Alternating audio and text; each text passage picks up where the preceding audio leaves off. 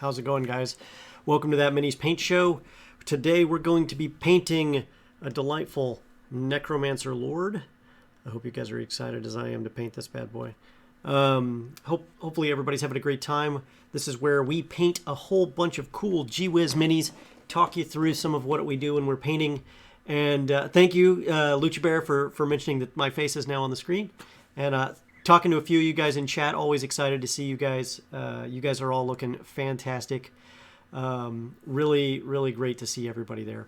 Oh, the Game Mommy's on there. Hey, good Game Mommy. And Armed Bernese, also good to see you. I played with the Armed Bernese on the Discord not that long ago. We were playing what was it? Among Us not that long ago. So it was good to get to know you guys a little bit better and play some exciting games. Tonight we are going to be doing some fun stuff with this miniature, and of course, as soon as Luke or Chet jumps in, we're going to be having him on as a guest. I think he may be slightly delayed, so as soon as he jumps in, you may see some craziness with the camera work once that jumps in there. So thank you, Nightly Alpha, for following. Appreciate it. Good to see you guys too. So anyway, let me see here. Let me make sure that everything else is set up. I know that we didn't hear anything with that, so hopefully you guys are hearing the alert box as it goes off. Hey, Nightly Alpha. Good to see you. Welcome to That Mini's Paint Show.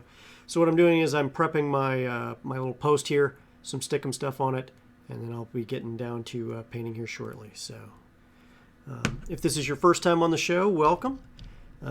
If you have Amazon Prime, then you get a free Prime Gaming subscription, and you can use that Prime Gaming subscription to sub to the channel, and that lets you see all of the cool shows.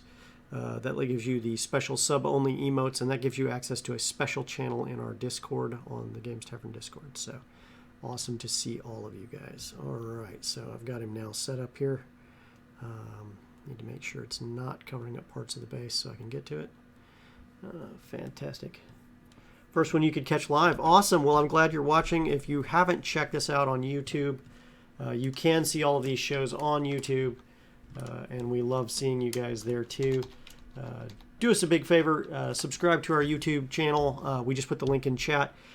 And also, oh, Naceris, thank you so much for that subscription. Really appreciate it. What happens is once you sub on YouTube, like the videos that you like and make a comment or two about what you liked about it. It helps raise the algorithm and show some other people some of the cool stuff we're doing that might not otherwise see it, thanks to your very nice comments, whatever they may be. So let's see here. I am thinking tonight we are painting this Necromancer Lord.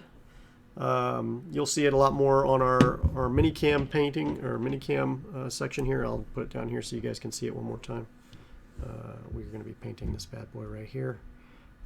It is from Reaper Minis, and it's a fantastic miniature. Very excited about it. So now let's see here.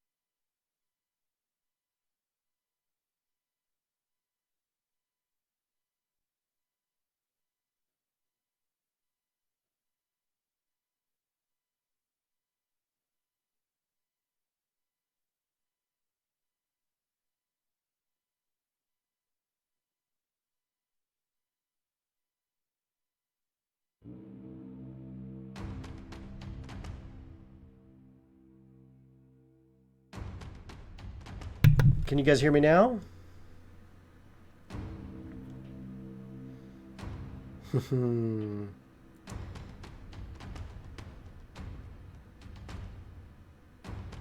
Okay. Trying to get our miniatures cam, or not the miniatures cam, the overhead table cam going, so you guys can see me paint. But for some reason, it's being troublesome right now, and I'm not sure why.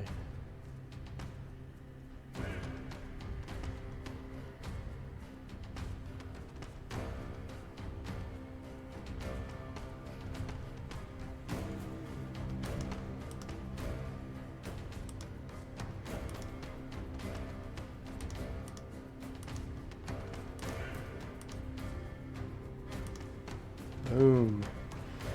Okay, so let's see here. And, perfect. You can see now. This is great. This is going to be grand. Let me make a slight adjustment here. Why is it showing so much detail there? Let's go back down here. Standard, done. Boom. Okay, a little wider there. Real important you get a wider view so you guys can see more. Two different players romancing. Hold on here. The hot was by accident. I had two different players romancing him on two different occasions in two different campaigns. It's funny. Okay, yeah, cool. I dig it. I think I may actually switch out the music a little bit here. I'd like to do something to make a little more, you know, cool, smooth music choices here.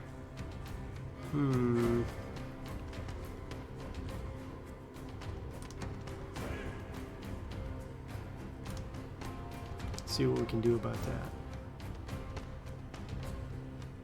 So, what's everybody painting today? I saw something about, what was it? Naceris was painting something pretty cool. Nolzur's Orc Warriors. What are you guys all painting? A hot Vecna. Okay. That's kind of creepy. What does a hot Lich look like? Because there's still a dead creature. Probably smells really bad.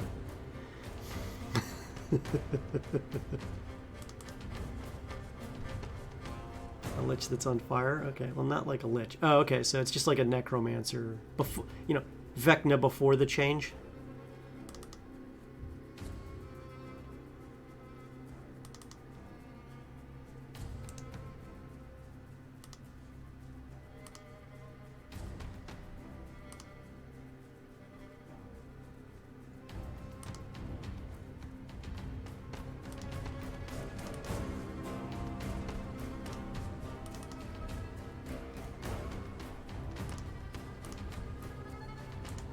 Huh. Well, that's weird. Huh. I wonder why that's doing that way. So. Now with this Necromancer Lord, we're going to start with the metal bits on this guy first. I like to start with metal bits. They're easier to cover up later on when you need to. To start with, we're going to start with plate mail metal. And then we'll go with some weapon bronze. I tend to go with bad guys a little bit darker on my metals. It just kind of shadows the darkness that they are there, and it helps me distinguish very quickly who my good guys and who my bad guys are.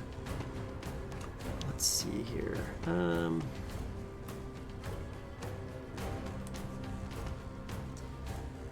pull some other things over here real quick. Don't know where Chet is. I'm thinking Chet may have not set his clocks back properly, which would be interesting and not surprising at the same time. I think a lot of people today are discovering their clocks weren't set back. You know, part of that excitement that we find here. Oh, let's see something to fix.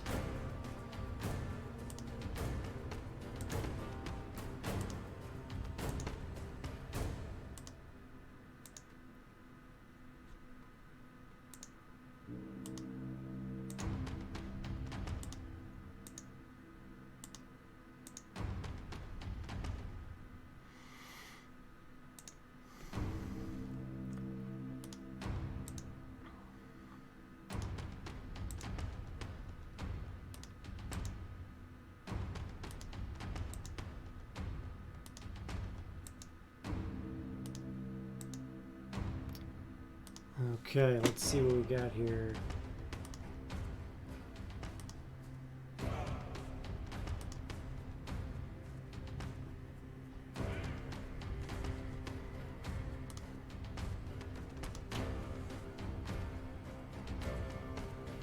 Okay.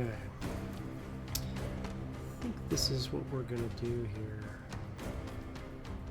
We're going to open up a cool music file and get you guys going some stuff here.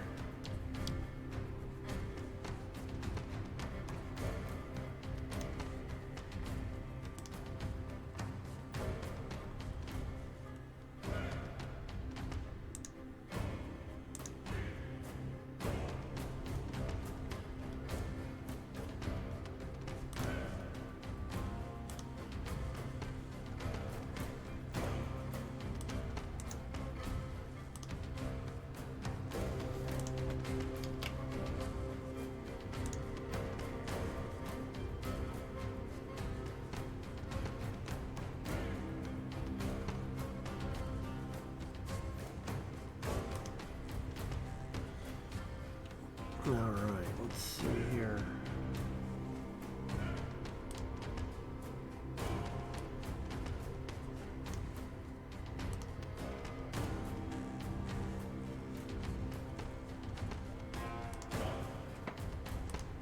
Keep having to go off camera here as I get stuff set up on multiple screens here. Trying to do it right, guys.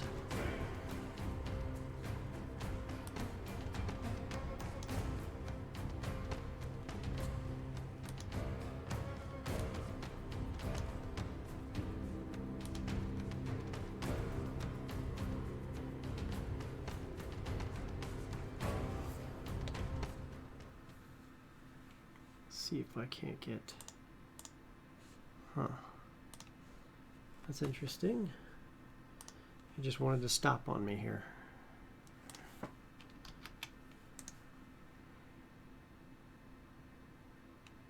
Huh. I think I'm going to have to try something different, guys. Bear with me. We'll get some pirates going here in the meantime. We'll get this figured out because, you know, we have skills. We have abilities.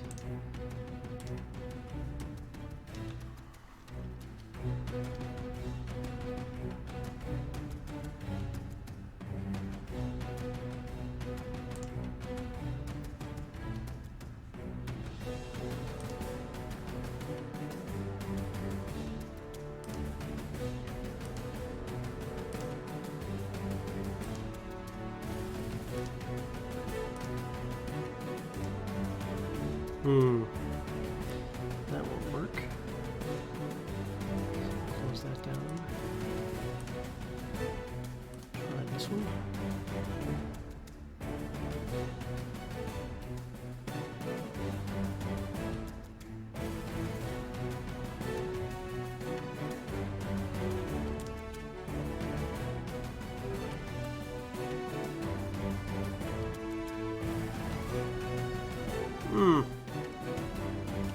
Problem.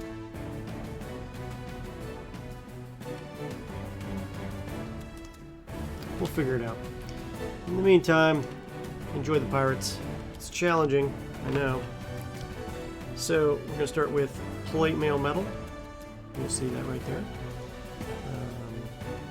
And from there we're going to jump right in. Alright. Yeah, probably helps if I shake it up first.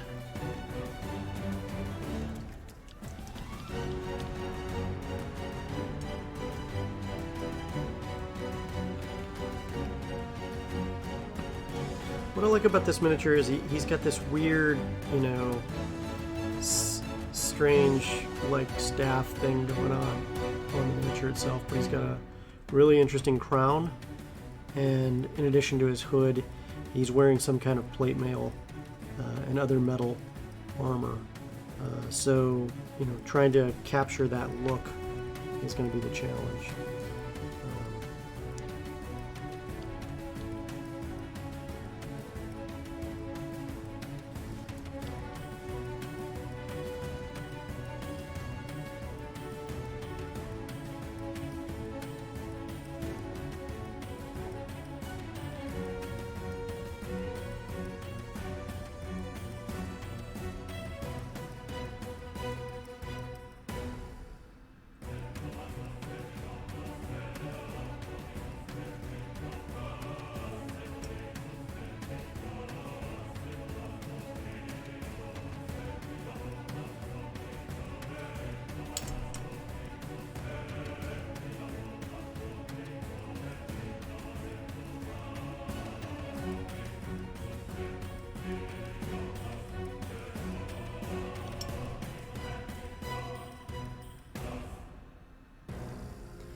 I've primed this with the Army Painter's Matte White Primer.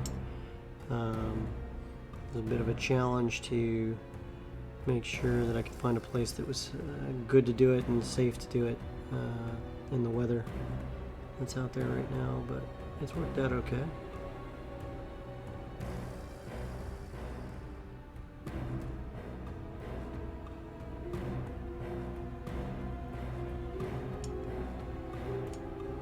And I'm using the Army Painter Wargamer Regiment Brush to paint this right now. So.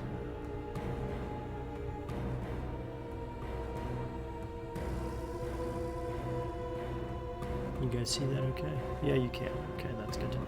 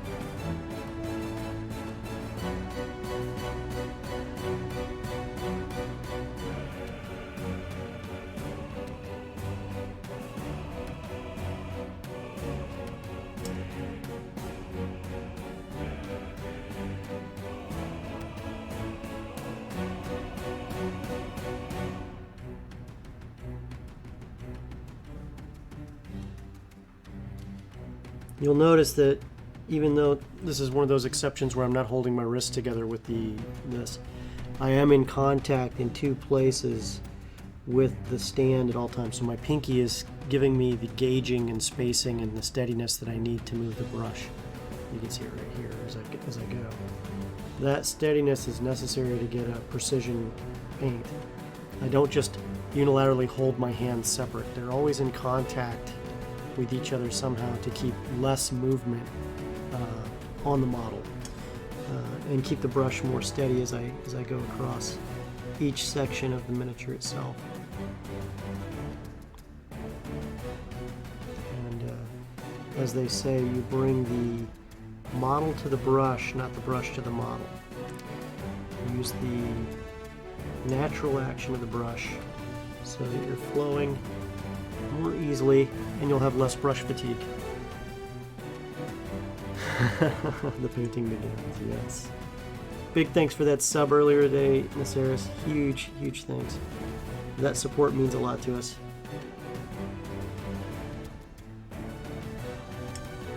If you're out there and you're watching us, say hello. We'd love to talk to you more. And if you've got your miniatures out there on Instagram and stuff, post your Instagram accounts. Let me see those miniatures out there that everybody's doing. We'd love to see it.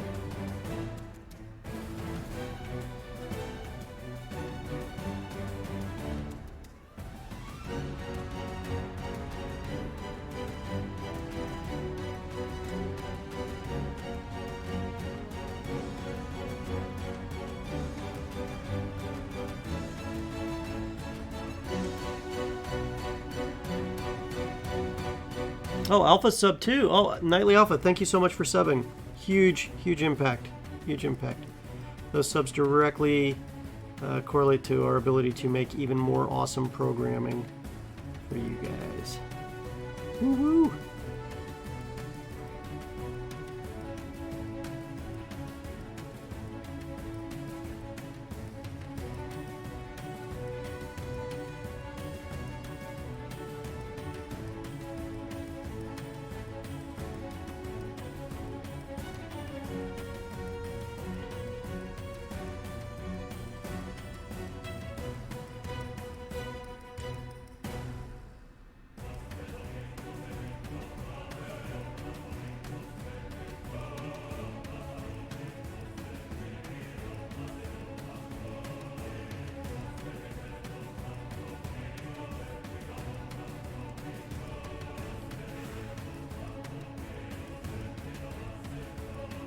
Wow, that was pretty simple.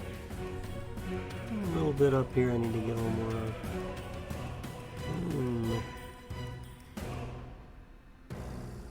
And if I need to darken it further, and I probably will, a simple wash will take care of 90% of that.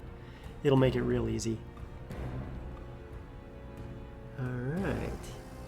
Next up, I'm going to go ahead and apply this silver to the crown that he's wearing, or whatever you want to call this scary looking metal sharp thing on his head. What that'll do is when I go over it with probably the weapon bronze, it'll be just a smidge brighter than it would be otherwise. It also adds a natural highlight to it from the bottom as I go. And then I may even re-highlight it again with the plate mail metal.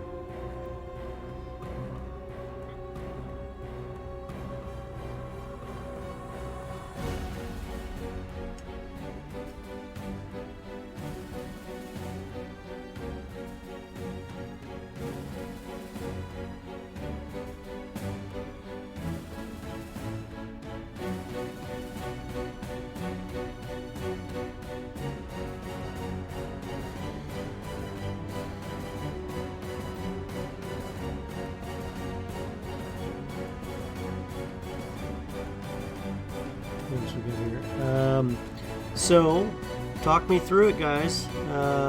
What's the paint challenges you got this week? Inquiring minds want to know. Do remember. Oh, Cosmic Venus hosted the stream for 7 viewers. Thank you so much, Cosmic Venus. And the 8 raiders that just came over, we really appreciate you guys too. We're painting we'll show you right here, a Necromancer Lord. Right now it's just primed and getting the basic colors, but you're seeing that we're doing the metals first, and then we'll go on with the robes and everything else. We've got some great people in here, and what we're doing is we are asking people for their miniatures paint challenges, and also to share the miniatures they've already painted from their Instagram accounts if they've got them, and tell us more about what they're doing. Cosmic Venus, thank you so much.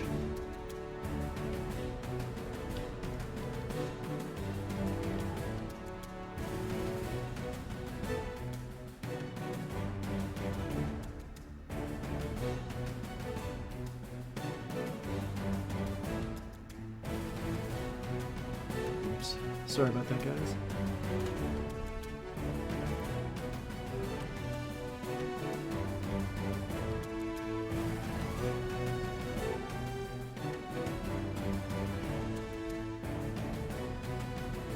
I know Cosmic Venus just got a whole bunch of extra bonus Tavern Platinum. Hey, Chet! You're here. Quietly, but I hear you. Hold on one second, buddy. Let me get you squared away. Boom. Let me do a quick check here. While I'm doing that, I'm going to show you guys the mini cam so you guys can get a good look at this. You can see what we've done so far. You can see we got the metals. Get it to focus. Come on, you. Work your devil magic.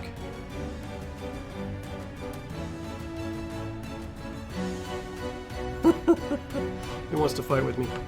Hang on a second, guys. We'll get this squared away.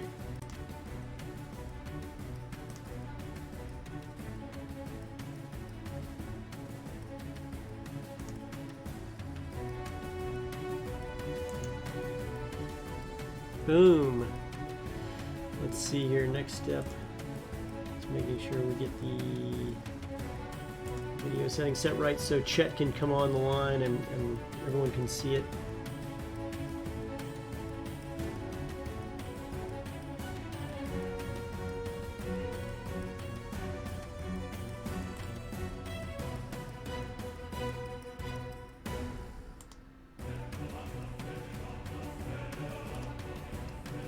Chet, can you give me a sound check real quick?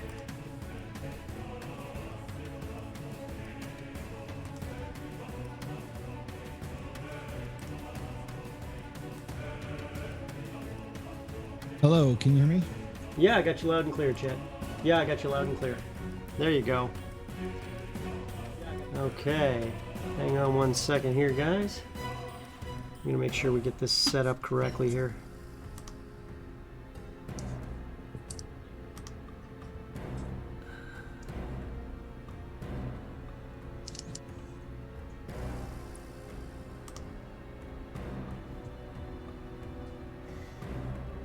Mm-hmm.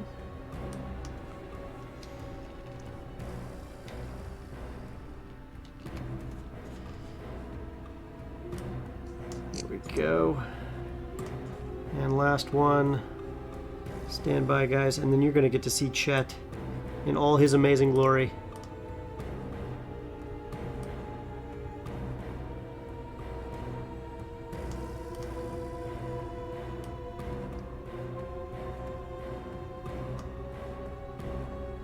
Okay. Chet, say hello. Hello. Hey, they can see you bright and early, so everybody say hi to Chet. Welcome him to the show. Chet's our guest tonight. Hey, Chet. I was trying to rig up that cool sound thing from that you showed me earlier. Do you just play that off the browser normally? Yeah. Okay. I'm going to pull it up. I play it off the browser, or I play it on just the what is it? Spotify or whatever. Oh, yeah? Yeah. Huh. My other light's working now. Oh, 1 second here. See if we can't get. There we go. There we go. Is that cool? Everybody digging it? If you like the music, let me know. Cosmic Venus. Lurk, gonna get some stuff done. Amazing stream, but love the miniatures. I couldn't paint them better. Oh, you can, my friend. You can paint them better. Don't forget, when you're lurking, have your speakers on, or it doesn't count toward the views. If there's no sound playing, it doesn't count. Why did it just stop? See, it's been doing that to me. It plays for a second, then it stops. What are you playing it off of? What's that? What are you playing it off of? The browser. Just the browser? On YouTube?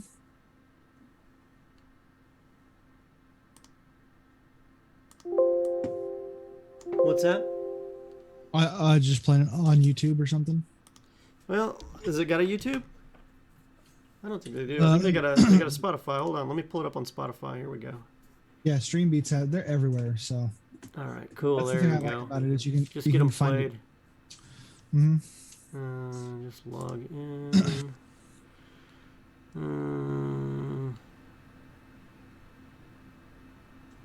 Google.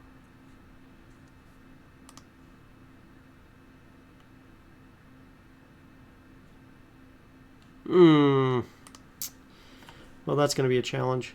Not having it today. Yeah, it's fighting with me. Oh well. When that happens. I'll get it figured out later. Maybe there's a different way to play it. I know what I can do. Give me 1 second here. What are you painting today? Okay, so this is the X34. I can't remember the numbers. Hold on. The land speeder? Yeah, X34 land speeder. So I got this assembled like yesterday. I literally assembled like, I don't know, 30, 40 pieces yesterday. Just having one of those like off-stream days where I got to just hang out. But here's the land speeder assembled. That's a really good looking land speeder. I love it, and yeah. Again, it's that like hefty. It's so much heftier than any other. The way they do their injection molding and the resin they're using is so strong. It really does feel like something. But I just saw this and I was like, this is just one of the coolest models because it's not just the land speeder, it's also 3 models that go with it. So you get a driver, you get the rocket launcher gal, and you get a gunner, and all of them are seated on here, plus 2 options for mounted guns. So like right here, there's a mounted gun managed by the driver. So this is a little different though in the way that they expect you to put it together, because each thing is molded entirely separately, but is designed to fit in a specific area. This guy is my my driver, and he comes with you can see the little speeder. Yeah. I see the controls. Yeah. Yeah, the control mechanism, and so you have to do all your paint work separately and then fit everybody into place once they're done. So unlike most stuff where I usually end up just doing all of my construction and then paint it in its final location, there's really no way you can get these guys fully painted once they're in place. So get to play around with some slightly different paint methods. So that's killer. Yeah. And it just looks awesome, and I can't wait to beat it up because it's going to be scruffy and battle worn and just killer.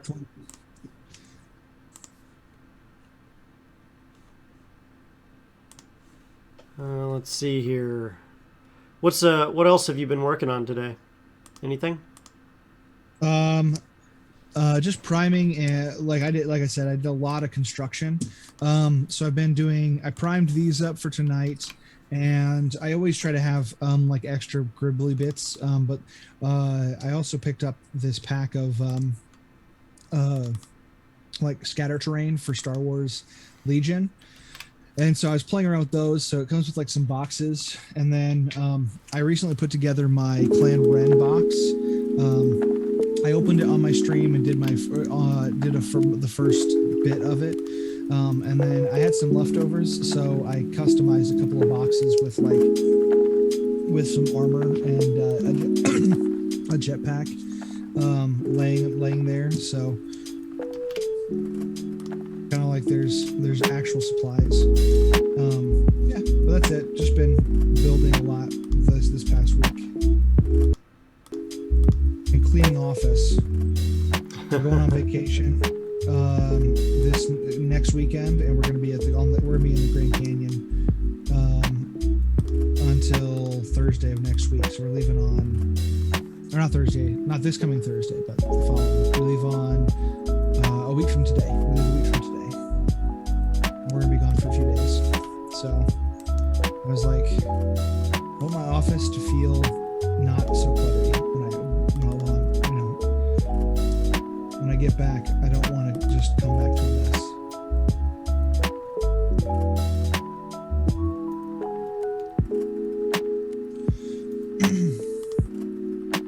Oh, manufacturer for the Star Wars stuff is Fantasy Flight. For miniature models, like that's really the best way to go and get the Legion ones. They're a little bit bigger than the other game they had out. However, if you're just looking from a price perspective and you just like the models, what was the name of that the board game before Legion came out? It was Imperial something. I'll look it up. But Fantasy Flight has all the model stuff for Star Wars.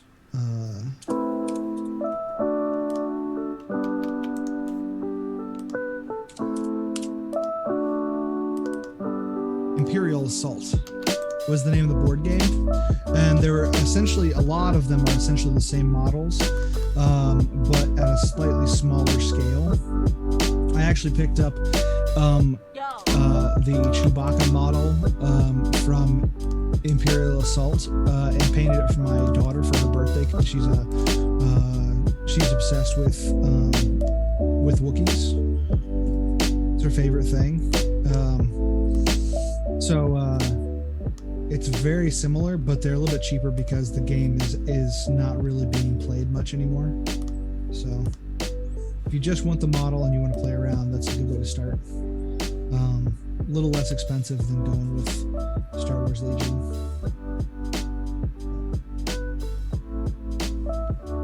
I don't think they have a land speeder.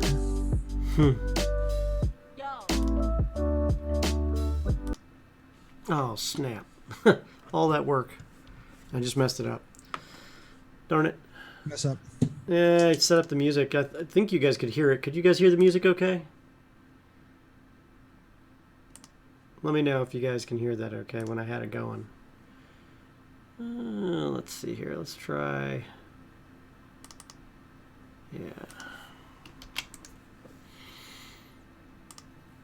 And Yanzam, they're very fun. There's way too much here. I'll share a little bit since like I said, I did a ton of work putting stuff together. I had to have a work box, a little project box set up for it. Thank you for that. 49ers the best. 1. 49ers the best 1. Thank you for following. So this is my project box that I've been working out of. But I picked up so this is the Mandalorian Clan Ren box, and that comes with 7 models. And then I also picked up their clan. I picked up the clan leader with Sabine. All of this is based around the Rebels series. At least these are primarily the Rebels series. Hello, test microphone. But the game spans the majority of the universe, not getting into the Force Awakens and beyond yet, but they've got characters from the original trilogy, from the Clone Wars world, both animated and standard, and they also have Star Wars Rebels model characters. So I think the next thing will probably end up going into the final 9. There's also models available for this from Rogue One too, which I need to get. All right, so switching back over to me for a brief moment. We're going to be doing the next thing here for the Necromancer Lord, using a little bit of weapon bronze for the crown and maybe some of the accoutrement on his armor.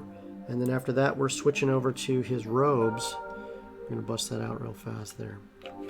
You know, I want to do something different with the robes on this guy. I tend to, go with, blacks and stuff like that with a Necromancer.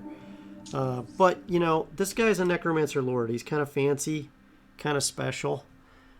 He deserves to have something a little more, what's the word I'm looking for? Befitting his station, if I can go there. So, any thoughts on that, my friend? For color-wise? Yeah, or from the audience. I'm down either way. That's fair. For his robes.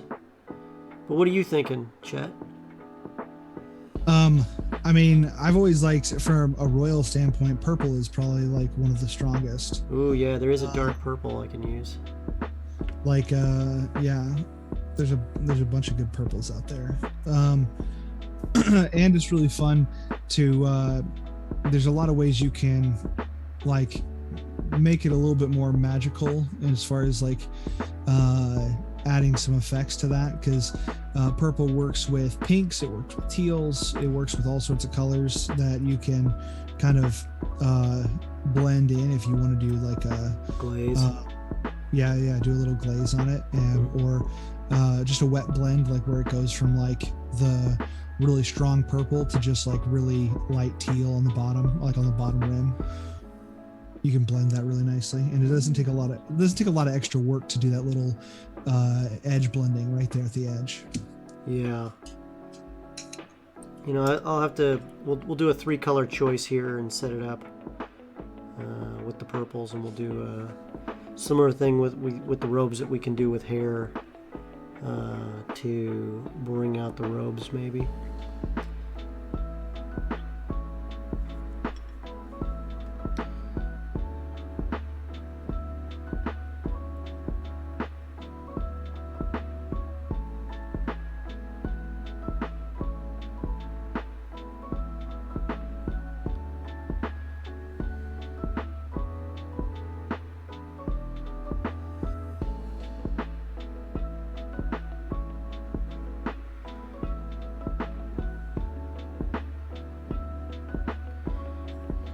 And it'll be a nice contrast to the silvers and the weapon bronzes on this model too.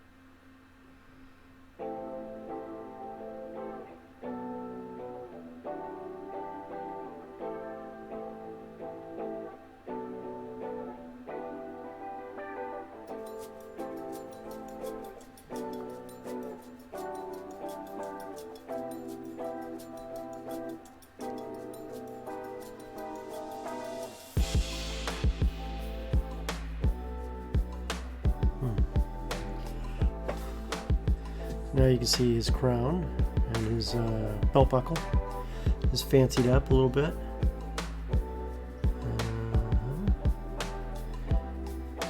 All right, now looking at the purple choices we've got here, because we've got quite a few thanks to the Army Painter, which is my go-to.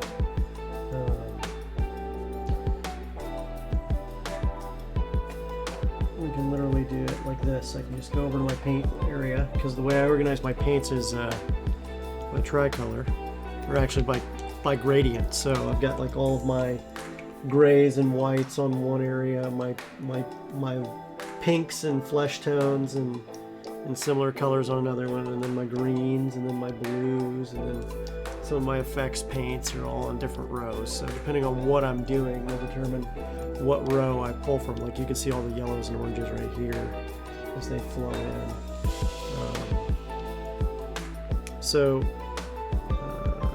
Right here.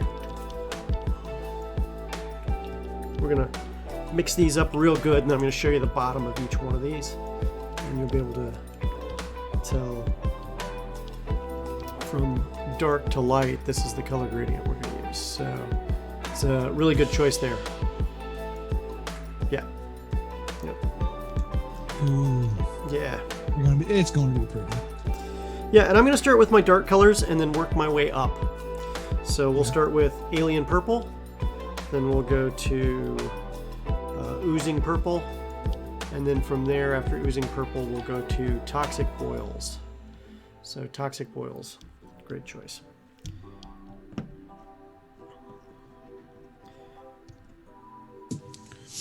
And if you're not used to using tricolors, it's a great way to organize your layers and gradients in a way that makes sense. Ooh, still needs some more shaking. My Alien Purple hasn't been used for a couple weeks, I think.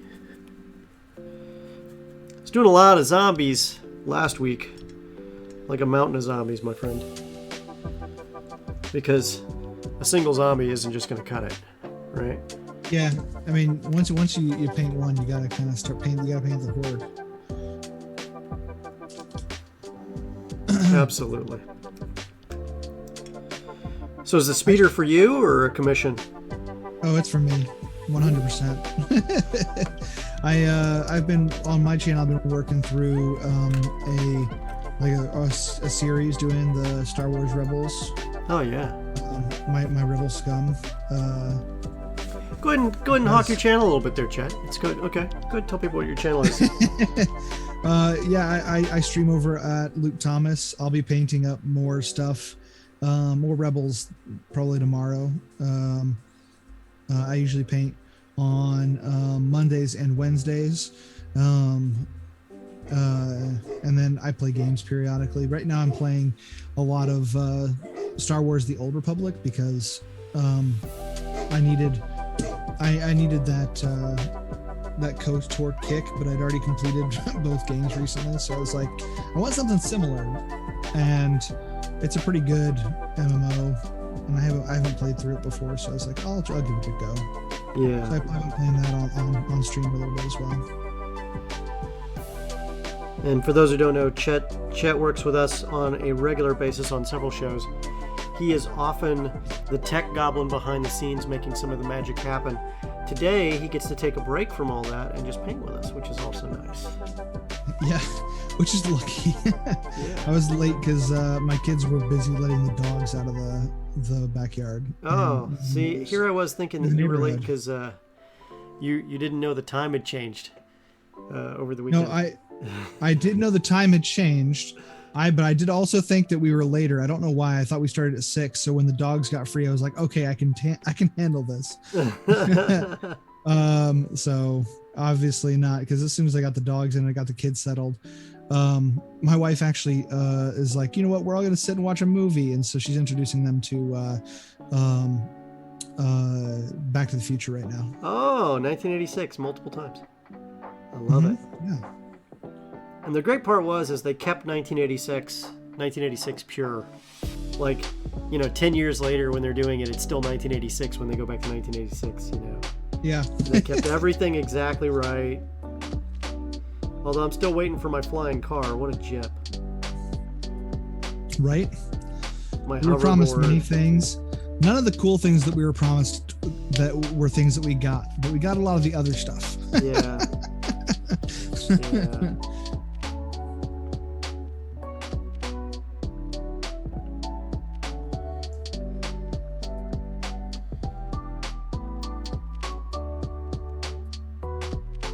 Like somehow they managed to correctly they got FaceTime right, Yeah. but we didn't get our hover cars.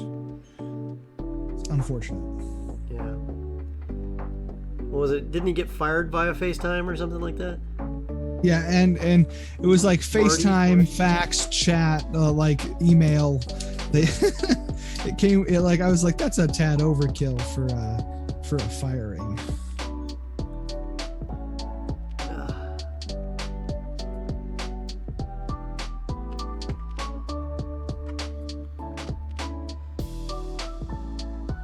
Out there in Chatland, are there any movies you guys watch that inspire you when you're painting your minis? I'm curious.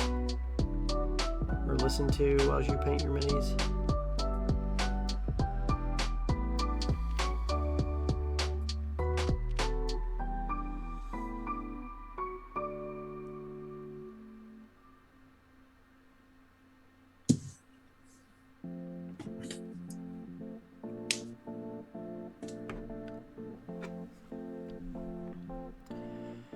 Check that posture, man. I gotta watch myself as I paint because I can't keep doing this thing where I wind up hunking over as I paint. Janzam said that they didn't get their Rosie the robot. Yeah, no Rosie the robot from the Jetsons, man. I mean, if only a middle class family could afford a live-in maid. Yeah, whatever. Yeah, exactly. Or better yet, something better than a Roomba. Right. That I know they say it does all this cool stuff, but really what it does is it goes in a big circle and then bumps up against walls until it can't go anymore. I love the memes of like the text you get when your Roomba gets off. stuck. Yeah. Yeah. And the one is like, the Roomba is about to fall off a precipice. You're like, okay, that's a door sill. I got one of the second generation Roombas when they came out, and it still works to this day. But man, it is, you got to be careful how you set those things up, man. They will go right off a stair rail in a heartbeat. They will do all that stuff. We have not even bothered to get one. We were like, with our dogs, it would just clog up and die. Like, no. Robotic torture. No, what it'll do now, if you get one, is it'll go right into the bin and empty itself, and then go right back out. Oh, there you go. Yeah, they do a lot more now than they did when I bought mine a long time ago. Well, you know what? Then maybe I'll get one just for that purpose. And they vacuum up pretty good, especially because you can literally make it vacuum every single day.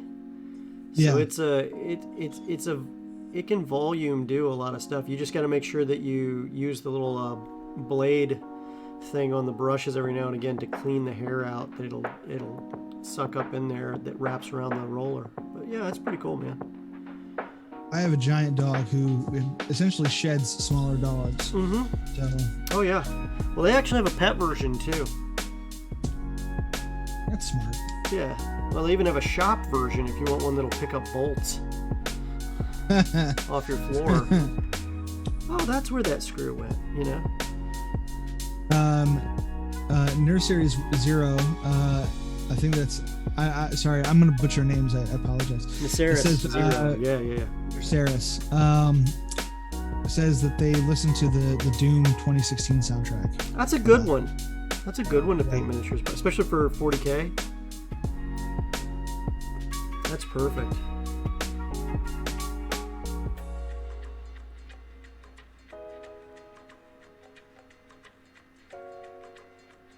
For those listening in, we are playing Synthwave from Streambeats. Big thanks to Streambeats and the various labels that they are supporting.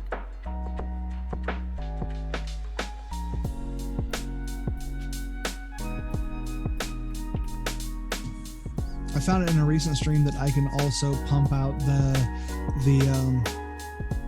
Streambeats sounds to Zoom using voice meter. So I was sending them the music to as we were getting set up, and then I was using a soundboard from Tabletop Audio to add little sound effects throughout the stream. Oh yeah. It was super fun.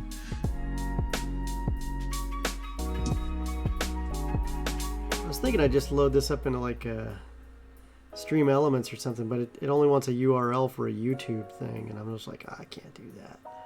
Yeah, too much risk. I mean, I legitimately did do that with made a playlist in Stream Elements, but it took so long, and I only got. Hey, Gamer Mom Luna. Go ahead. No, I was just like, this is too long, too much work for too little. Like, I think I got like 12 songs in, and I was like, nope, this takes too long. Absolutely. Gamer Mom Luna in the chat. I was actually interviewed on her Tales from the Tavern show, which I think is actually tonight. We may raid them tonight if we end on time. Gamer Mom Luna, if you're out there and you're running, let me know.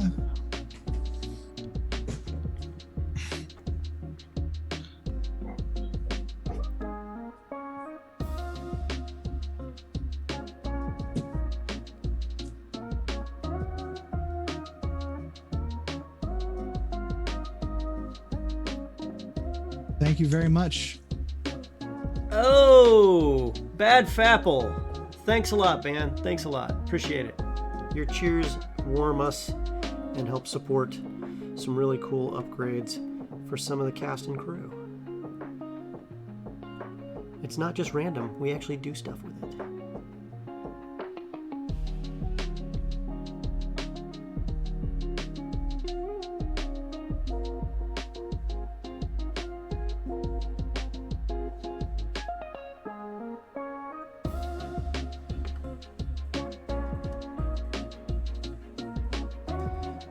Dark purple in there.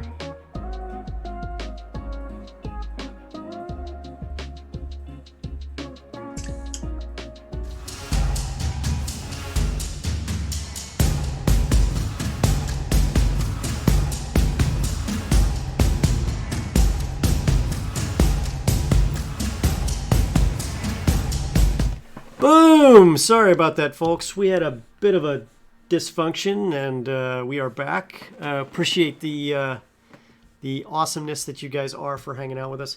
We'll get right back on track.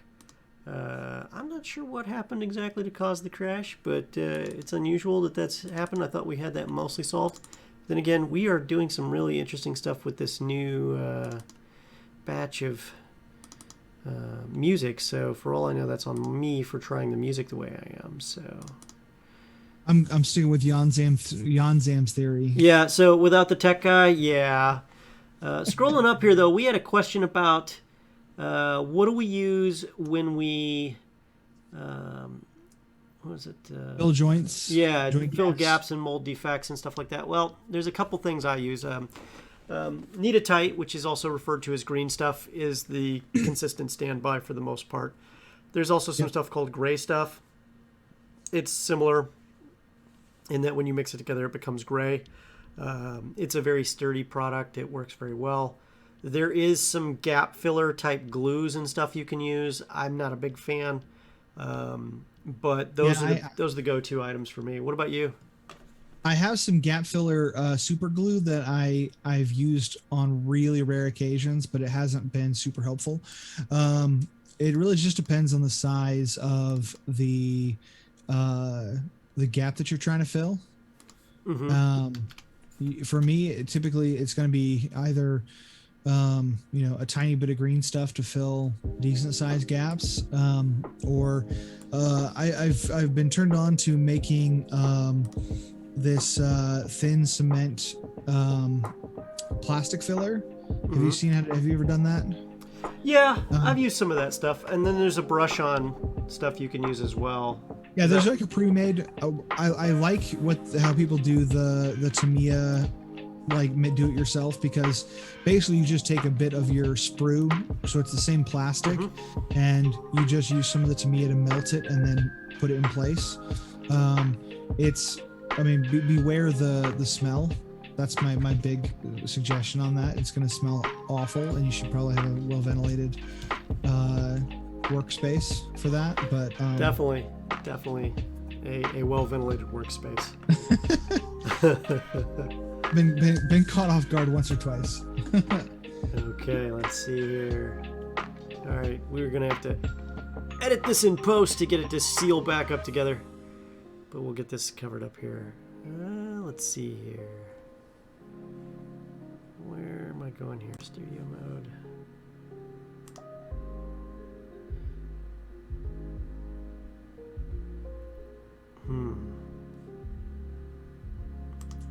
Looks like my mini cam needs a refresh.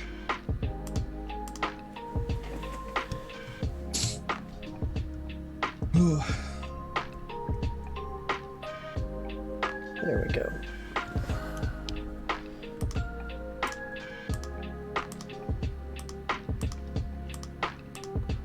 Huh.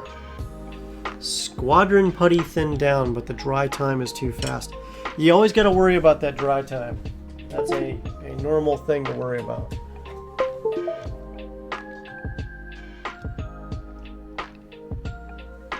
Huh. There we go. Boom. Goes the dynamite. All right. Quoting my alma mater here.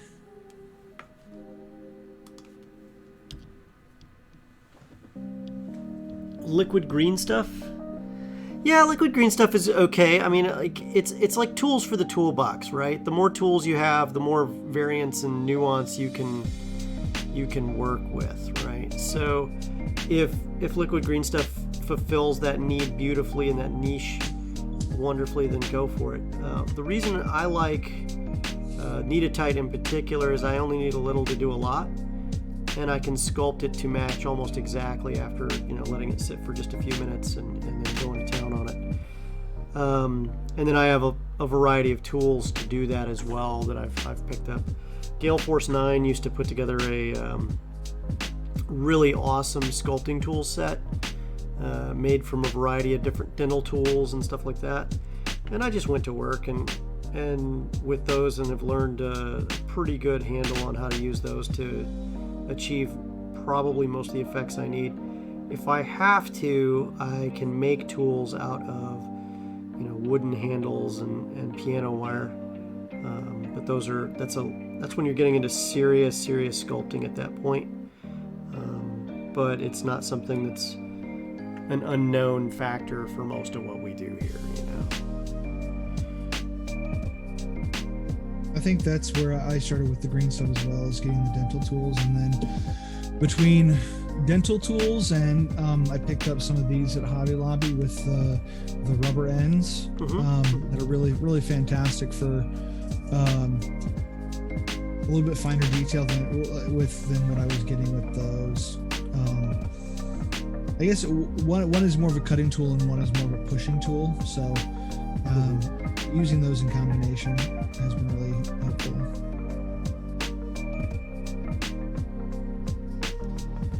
Yeah, learning where to push, where to slide, the stuff. Keep it smooth. Making sure you're using water to keep it smooth on the tool as well. Kind of a critical factor. I use often the oils from my nose and forehead effectively to keep my tools smooth against the kneaded tight when I'm working it. One of the little tricks of the trade if you're not used to that stuff. Now you know. One of these days I'll have to do it. Somebody's going to ask me something. I'm going to just break out the stuff and say, here's how you do that. I've had to do all sorts of like resculpting fur onto, back in the old metal days when nothing, your choice was metal or metal. When it came to miniatures, you had these huge gaps on some of the models as various molds would shrink over time, and certain parts might shrink more than others, and because they might use multiple molds to put together the parts. So in order to get them to fit right, you had to, besides pinning and making it all just work that way, you also had to fill in these massive gaps and make sure you didn't glue yourself to the model. So oftentimes I was working green stuff into the model. Mm-hmm. Yeah, and it's so much more obvious with metal when something doesn't fit right. Mm-hmm. So you really gotta get that sculpting in there, and like giant wolves and stuff like that. You often had to, do some cool stuff with the fur to make it look like it didn't have a gap in the first place. Yeah. And even though it may look funny with the material, once you paint it, no one can tell. Yeah, that was the thing that was hardest for me to get past in getting started. It was just, it looked bad. It just didn't look very good. The part that was green versus the metal? Yeah. And I was like, I don't think this feels right. But then once you get primer on it, it looks fine. Everything looks great. It's like, that never mind. It's just, I couldn't see past the different texture, the different materials. Yeah. That is certainly a challenge for a lot of folks, including me at one point, But you grow out of it. And to be fair, it's okay to make mistakes. Yeah. That's, there's all these people who say, well, I can't do that, I'll make a mistake. Yep. And then you learn how to fix it too. Mm-hmm. And then you learn you can work faster and fix any mistake really fast.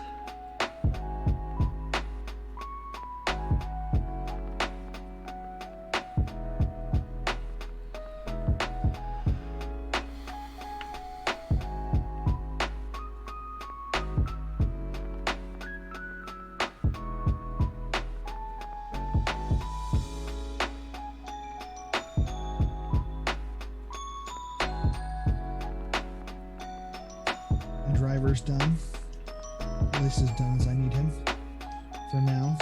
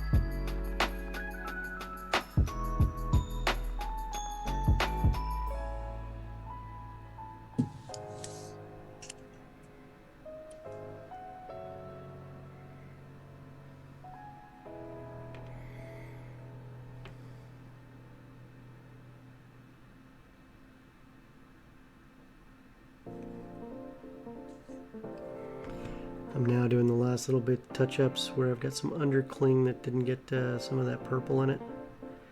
Just making sure I get it in there really good and get that darkness in there the way I like it. Darkness, my friend.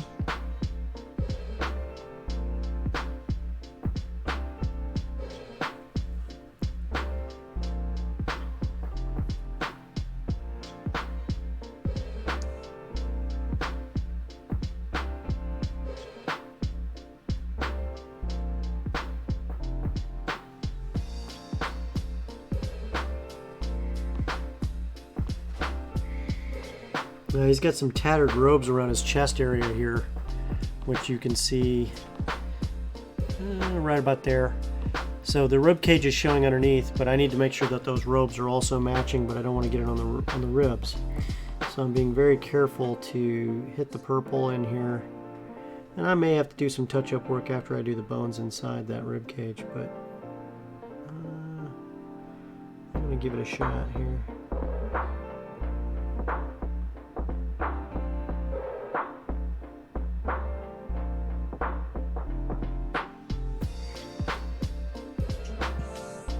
One of the things I like most about painting, specifically Star Wars, is that there's a lot of variation in skin tone. It's very fantasy-like in that way, so like I can reuse a lot of the fantasy skin tone colors, like getting into like a troll blue or an orc green kind of thing. Oh yeah. That's a great thing about sci-fi, is the sky's the limit.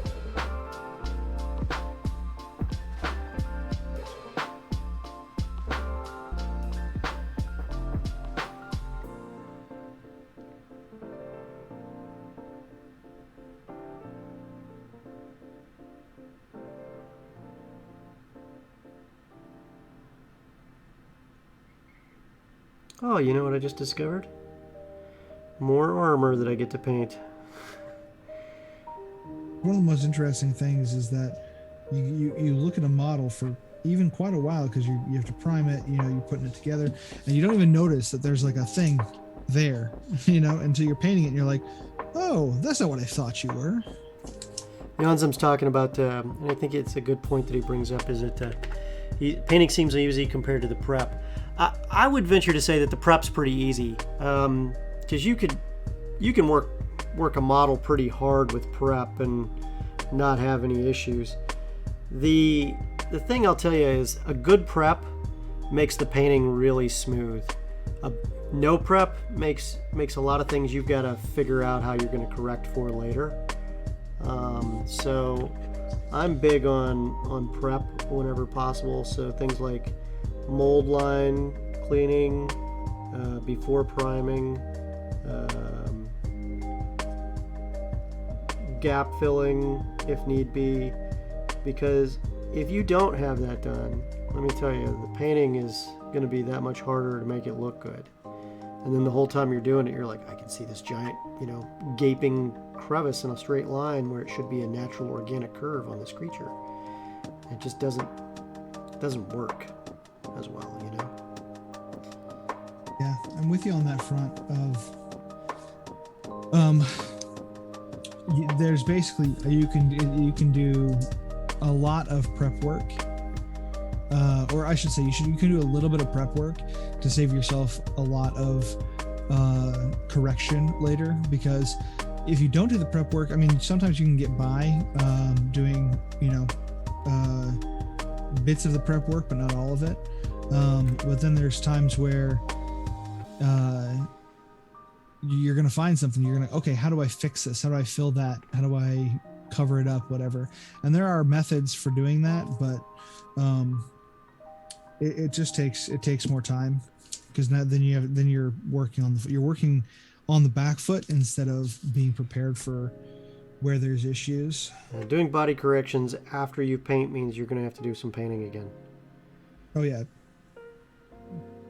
Because you can't, it's much harder to avoid getting green stuff in a place you don't want. You know what I mean? Yeah. Like you can paint pretty accurately most of the time, and know that, okay, well, I just have to put a couple of dots of this other color down, and that'll take care of my cleanup. Green stuff doesn't work that way. It's much harder to control.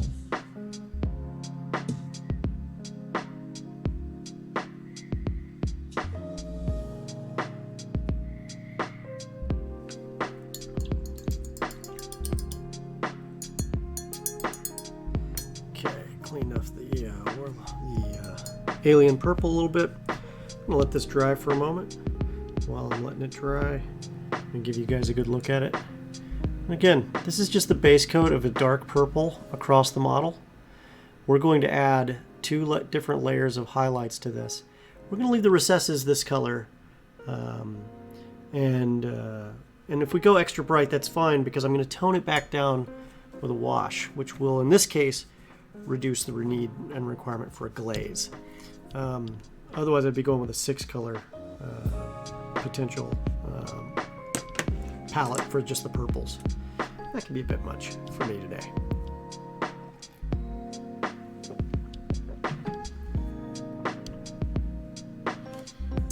Let's see here. Let's see if we can get a heist going here. I'm gonna see here. Give me 1 second. I'm gonna get a heist going on the other account here. Hold on 1 second.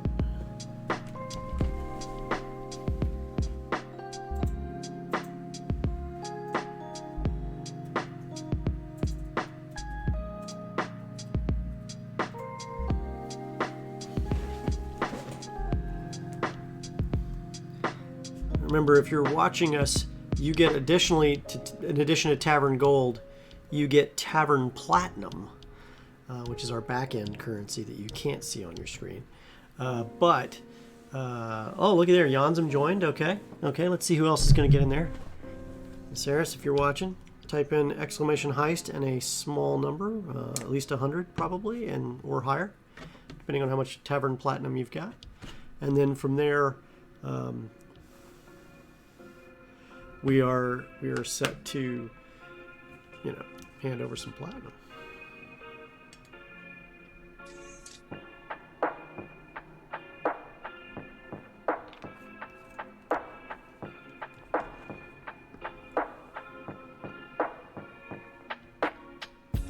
I think it's smarter for me to stay out of the tavern heists. Why is that? The last time I was in a tavern heist, everybody got away but me. That's true. You can't get caught and lose money, lose your Tavern Platinum that way. Never gamble more than you can afford to lose. Old saying from Eve online. It still applies. Yeah. Just never own more than you're willing to lose. Yeah. What's the saying from Heat? Never own anything you can't walk away from in less than 30 seconds. Mm-hmm.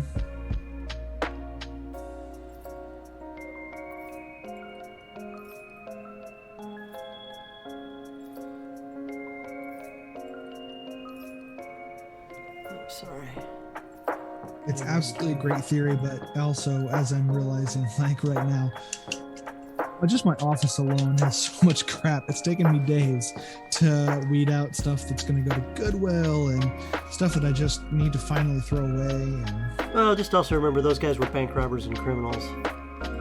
Their position was, by making it something along those lines, they could easily walk away and get away and be hard to catch. Still not a bad place to be in general, of just think of what is most important to have on hand. Part of that, my thinking on that is, I have ADD, so I am far more likely to be heavily distracted by the stuff. By the stuffs? Yeah, and I'm also more likely to have a lot of that stuff sitting around in places I don't want it. So, trying to build for future success. And organize things when I actually have the idea.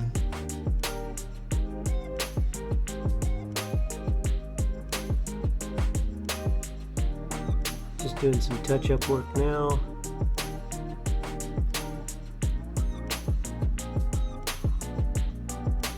Perfect. So when it comes to liches, there's like two schools of thought. You can do the brown or the gray, usually when you're talking about their bones and skin tone and stuff like that. I'm usually a fan of the brown, but for this guy in particular, I think I may go with the gray. I think it's brighter. I think it's going to add a little more depth to it.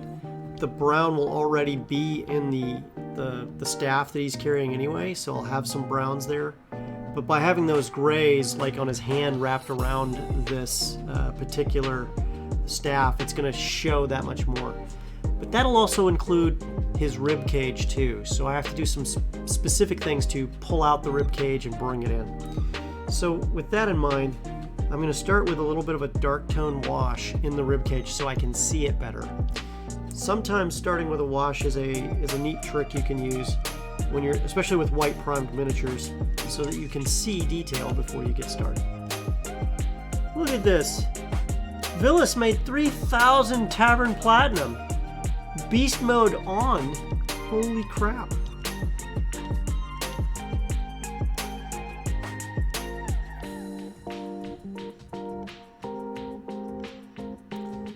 So, going in here, boom. You'll see this wash go right into the rib cage as I tease it through each little section, and it'll go right into the recesses there, and I'll get into every one of them, and then from there it will start to show through more and more of it. So, dad joke alert. What do you say to paint when you're teasing it? I can't wait to hear it. What is it? Oh, I don't know. I don't know. I want to know from you. What is your what is my dad joke alert? What would you say to paint? Think you know everything? This is a question for chat too. How would you tease your paint? How would you tease your washes? Washes. Silly washes.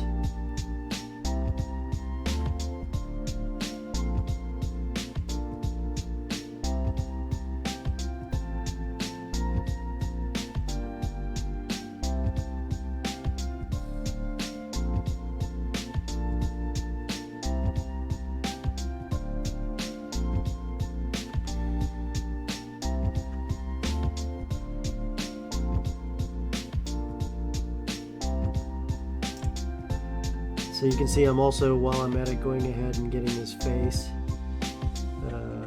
teased out here a little bit. I want to see the details of where his jawline starts and stops, where the eye line starts and stops, stuff like that, and where the mouth starts and stops. It'll also give me a little something to throw into the darker recesses of this hood to just make it a little bit shadowier than you'd expect.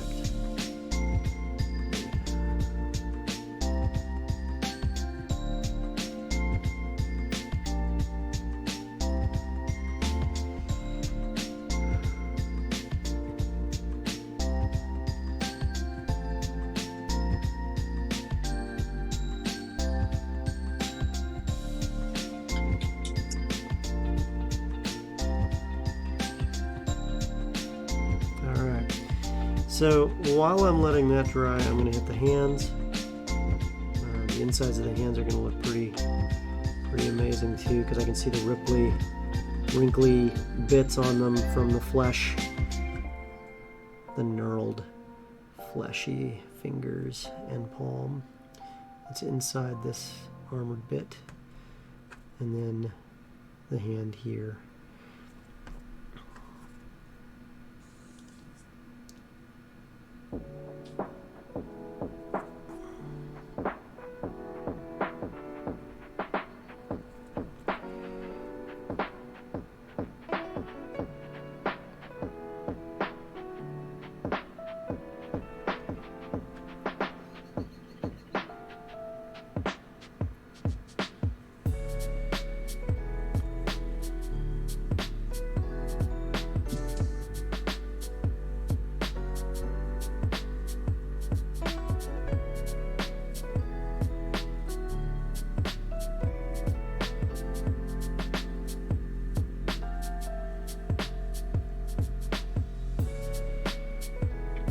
go.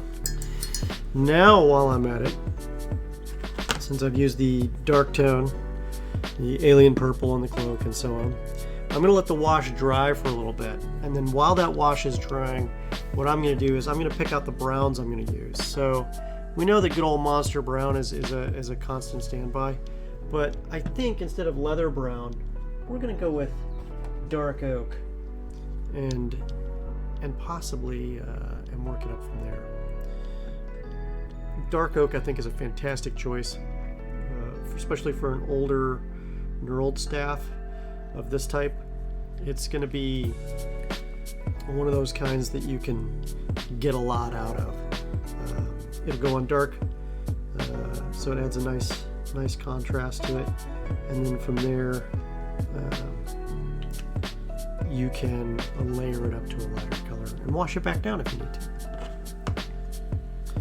But if I need to, I've got leather brown and monster brown, so I can layer it up and down if I need. So I'll have my tricolors set through there.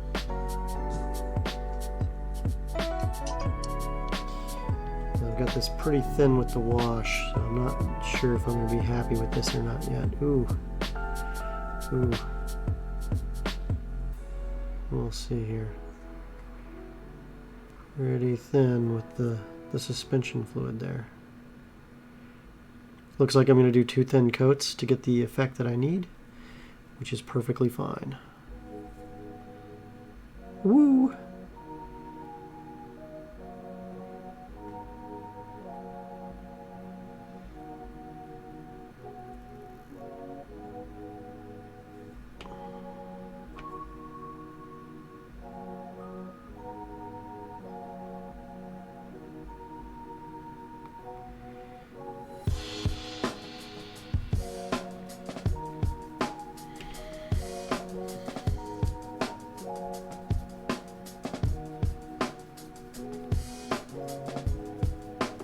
Oh, you know what?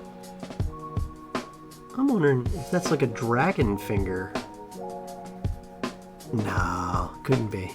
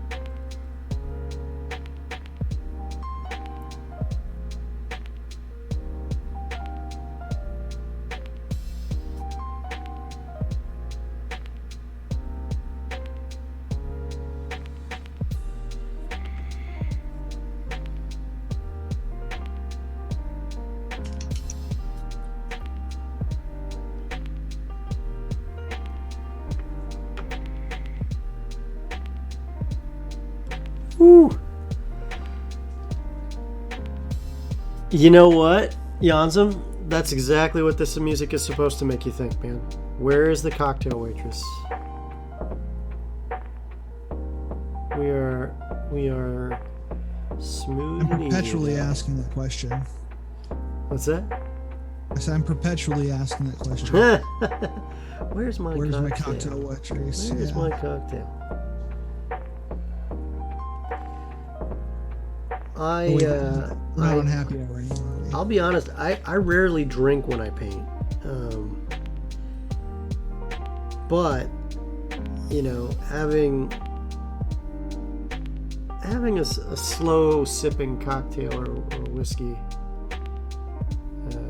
when you paint, you know, not even to get a buzz, just a little flavor, can be nice. Especially when you're batch painting a million things. Oh yeah. Yeah. Takes the edge off of batch painting. Yeah, exactly.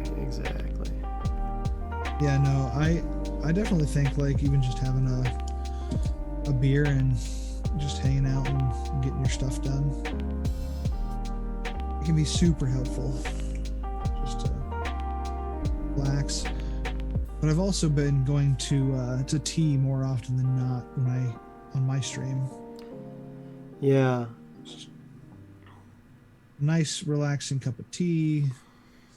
Or if I'm doing a morning stream, I'll do coffee. But I used to drink pre-workout when I was painting.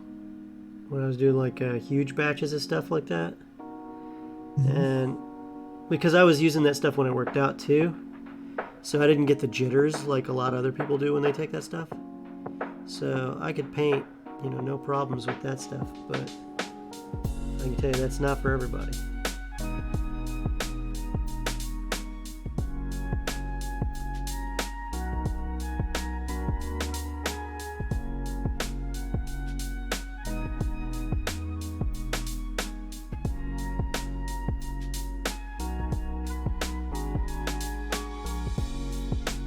I'm loving the look of the rocket launcher. Show me what you got there, man. Show me what you got. Just say hello so I can see it and everybody else can too. Hi. It's not switching. It's not switching on. Oh, it's not. Why is that happening? Hold on a minute here. Let's figure out what's going on there. Oh, I know what's happening. Hold on a minute here, bud. Boom.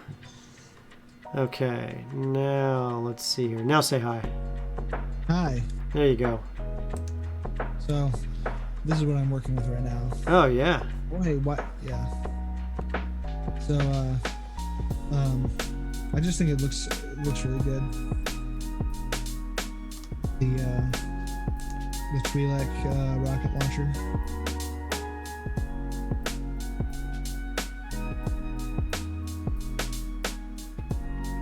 Definitely looking good, man. Definitely looking good.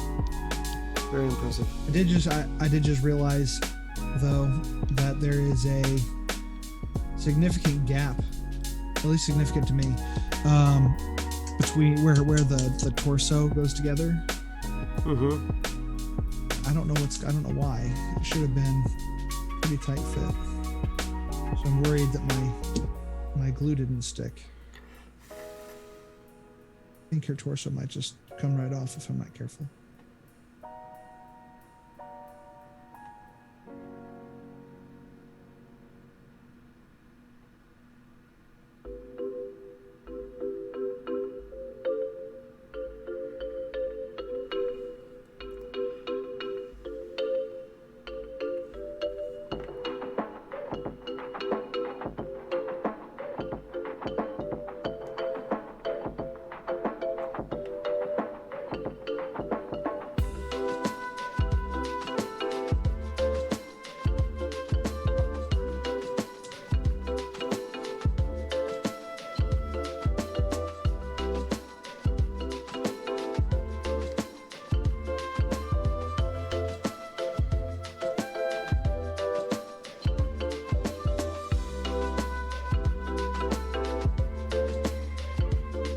You can see how the black wash on this has already turned the skeletal parts to a nice gray color. I could literally stop here and be good.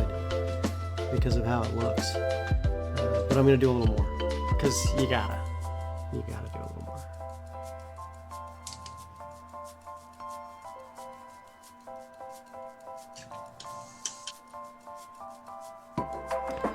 And I also put a little bit of that dark oak on what will be a future leather pouch. That will be done in leather brown just because I love the leather brown color when you're doing leather.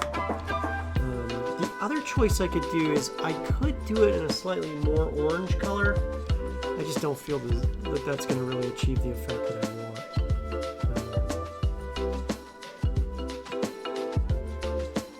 There also appears to be some gemstones. I think for the gemstones I'm going to go with a green color. And I think snake scale will do well for the gems.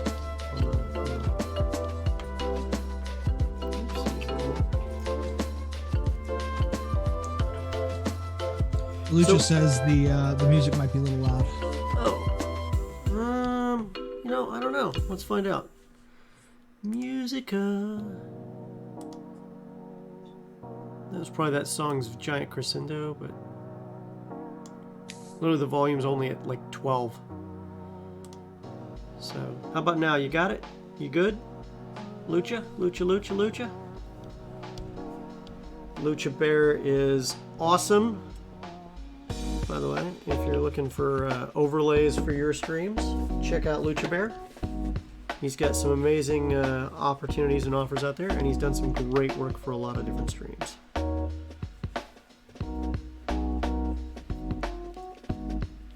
Thanks, Lucha.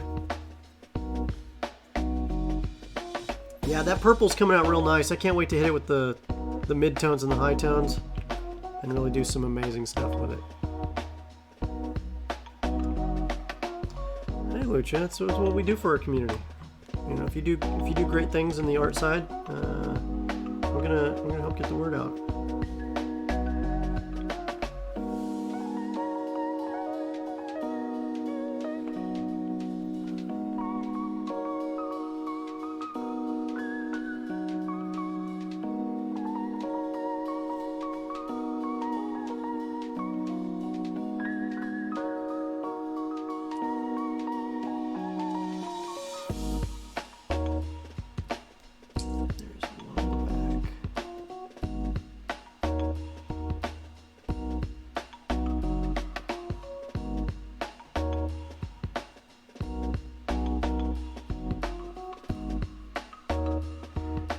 Theoretically, I could do some object source lighting with this green, but I think I'm going to keep him pretty tame by comparison.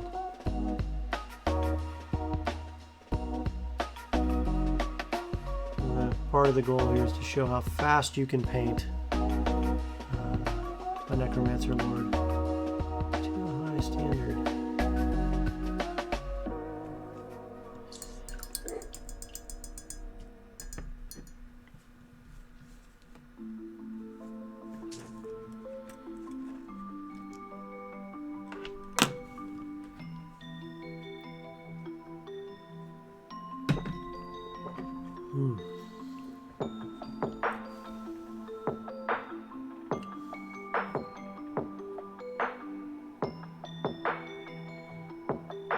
Although I probably will have to do something pretty cool with his eyes.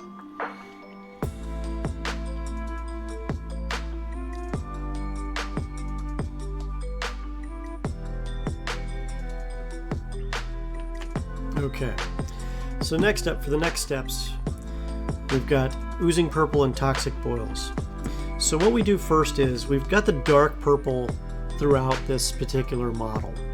So what we're going to do is, we're going to add the Oozing Purple on wider swaths across the top edges of this to show us the light would hit normally. And then in thinner swatches, we're going to put it along the edges of the robes themselves. We're going to leave the folds of the robes relatively dark. So make sure that I got the right one. Mix it up really good here. Let's see here.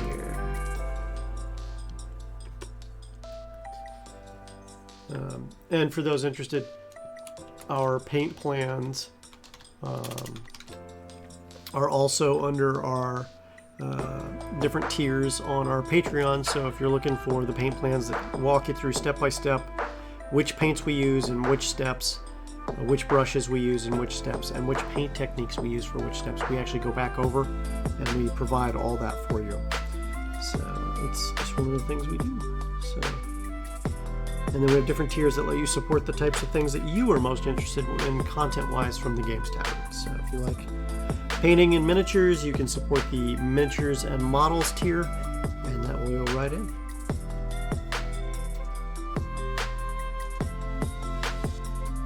I could be considered biased because I support everything, but that's just me.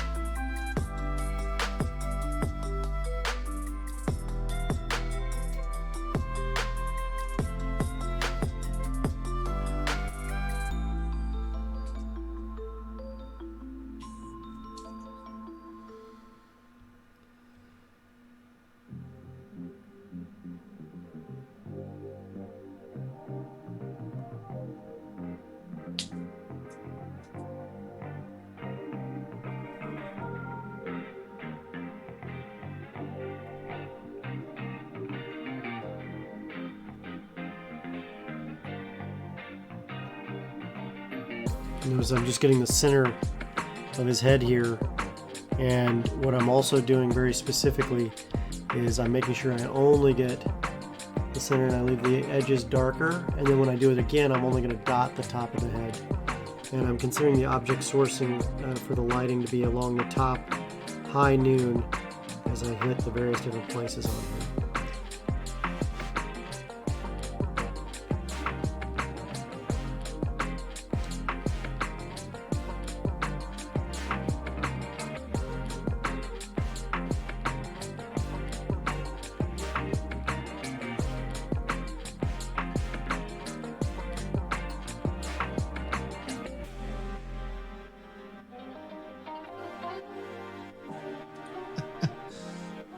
I heard my son yelling at my dogs. Oh.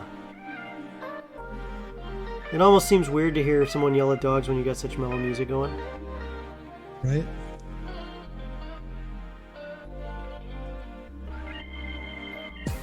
I could paint like this forever. Good grooving music.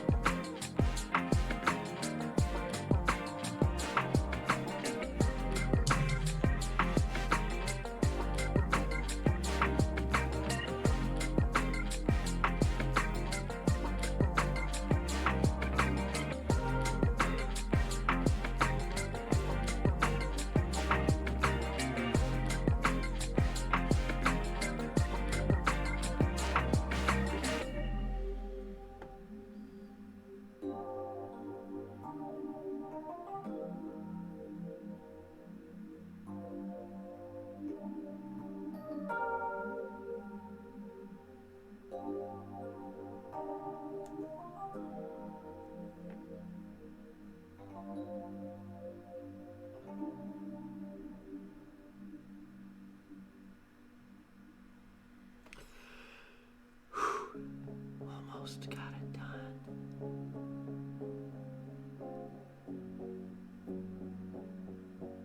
I'm moving on to my my third rider, and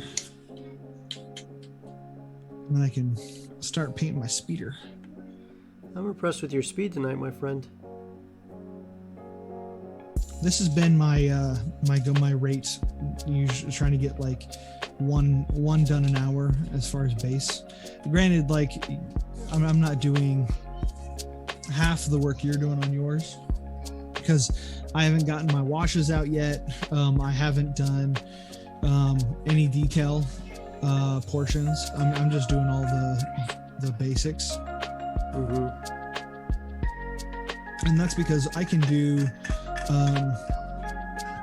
detail and highlighting once they're in place on the model. but I can't do base coating when they're not when they're glued down, because everything's there's going to be lots of parts that are going to be hard to get to once you've glued it all down. So I'm just doing them to a general standard, and then I want to get them glued in so I can do all the rest of the work. But I am having a lot of fun with it.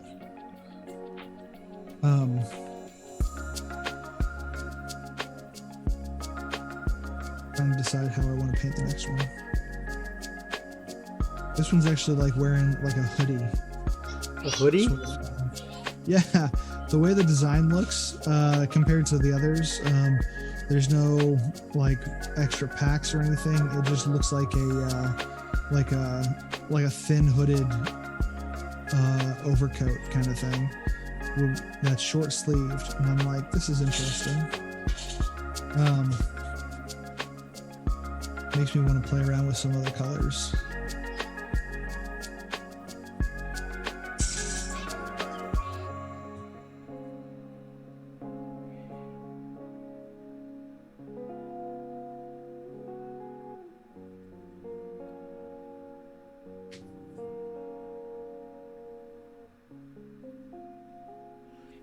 So what you can't really see very well is on the upper curves, I've created horizontal lines that also match where the lighting would hit.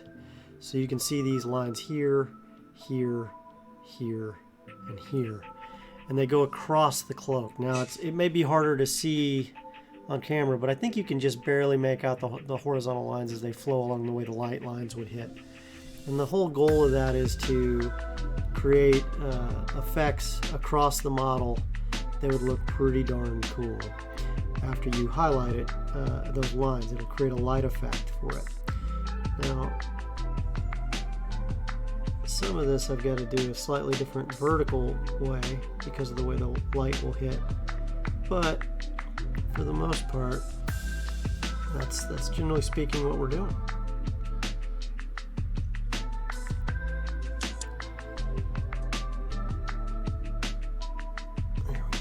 Now, we're going to let that dry for just a moment, and then we're going to prep for toxic boils. And toxic boils will be the next light color. And we're going to go extra thin on that, because those are going to be the tiniest lines that will be seen in this model.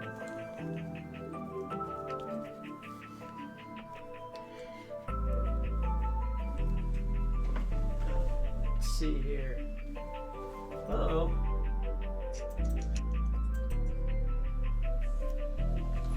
We lost a few people, but we'll get some more back. Tell your friends, tell your family. We're excited to see you.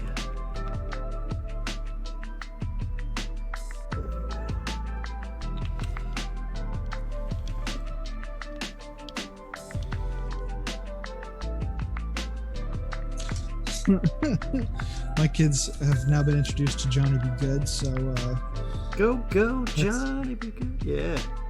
I hear my 8-year-old going, go Johnny, go Johnny, go Johnny. Oh.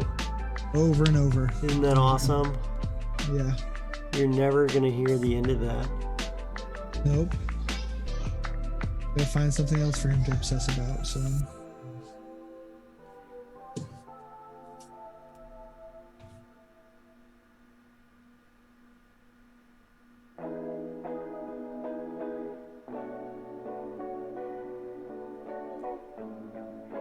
And now you see me putting tiny lines in that inside the horizontal lines on the robes to match that lighting check that gets picked up across the robes themselves. And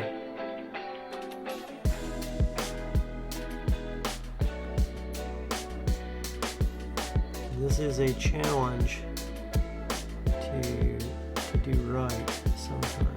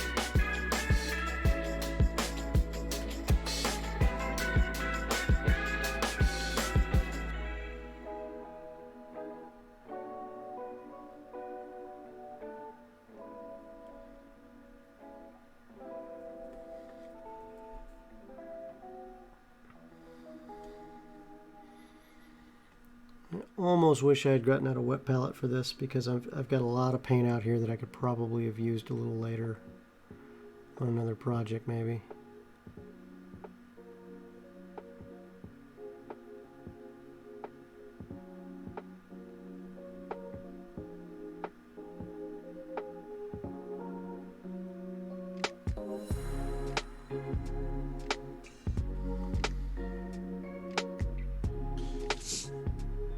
I don't know why, but I am highly distracted now because I made a choice based on design versus ease of painting, I guess. Uh-huh. I told you it looks kind of like this, kind of like a hoodie poncho sort of design for this other character, and I was like, I've got this kind of ochre yellow color. Right. And of course it's a yellow, so it goes on in the streakiest thinnest coat you've ever seen. Oh yeah. There's nothing you can do except just keep going, keep painting over and over and over until keep painting, just keep painting. Like there's this yellow has no coverage.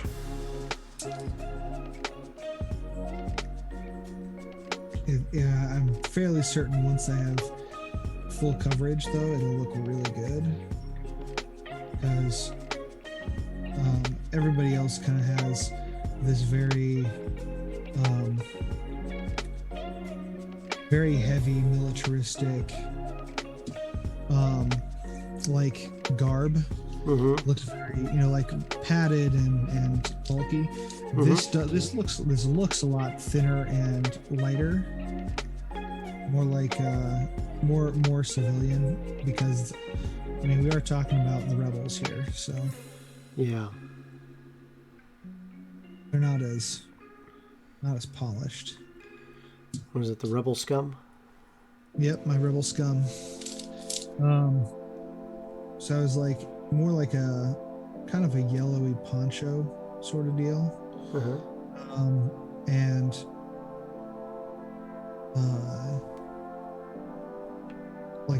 go with like a tan khaki pant sort of look. Mm-hmm. Good, because this guy I'm also giving. This is my I can't remember the name of the race now off the top of my head, but it's Greedo, whatever Greedo was. I can't remember his race right now, but so I've got the green skin, and went ahead and gave this guy purple or bluish purple hair for fun, because I felt like it. Like, yeah, we'll play around with something a little different here. Oh yeah, looks good, man. Say something again so people can see it, because I started talking. Sorry. Yeah. So I'm playing around with the with just this being kind of a different sort of gunner, kind of new inductee sort of thing. So he doesn't have all the gear. Or maybe he's just kind of a freelancer who likes to shoot stuff, but doesn't feel like going out in full armor, Mm-hmm. Totally dig it. Let's see. If you're gonna go shooting, you might as well be comfortable. So you guys can see it. Here is the progress so far, and what you can see on the back is you can see the lines now and the highlights along the robes there. The next batch will have a little bit more white possibly, but you're going to see what it looks like after a quick wash. Helps tone it down and bring it back into where we need it to be. So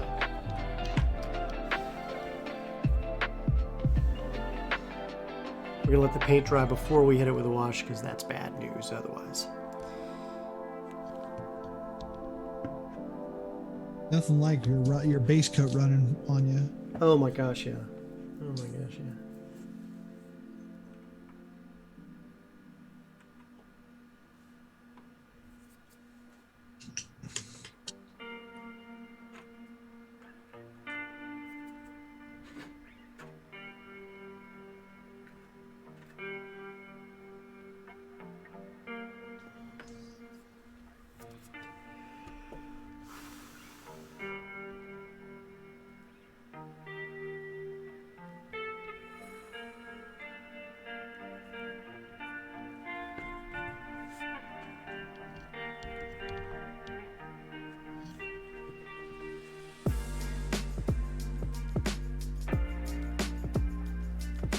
Got some spots I still need to touch up with a little more dark purple.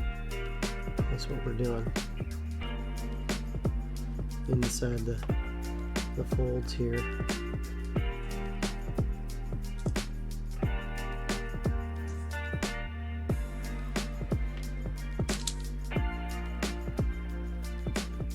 You gonna be painting those rebels all week, or what you working on later on this week?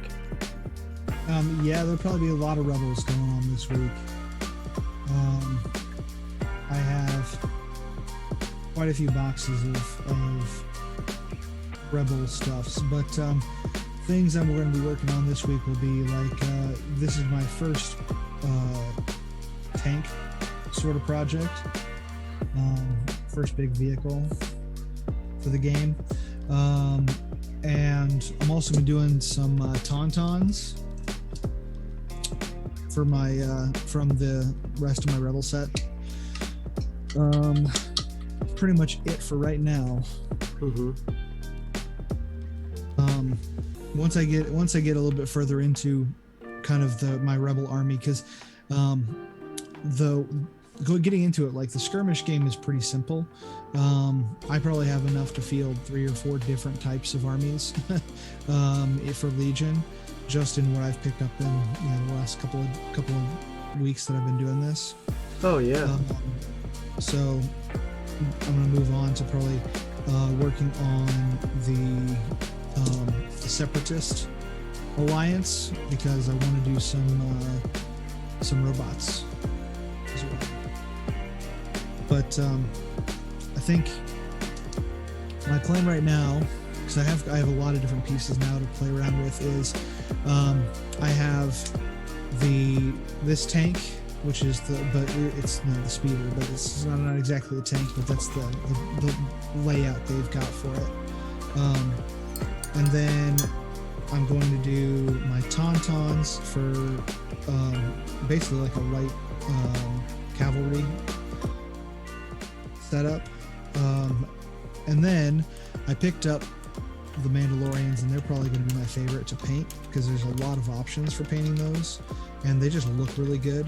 The models so far have been my favorite. So I'm probably going to do those 3 main sections, and then I'm probably going to spend some time working on doing some terrain, because I want to build up some scatter terrain for future gameplay probably. There's a lot of stuff in Legion to paint, so Yeah, there's never an end to that, right? Right.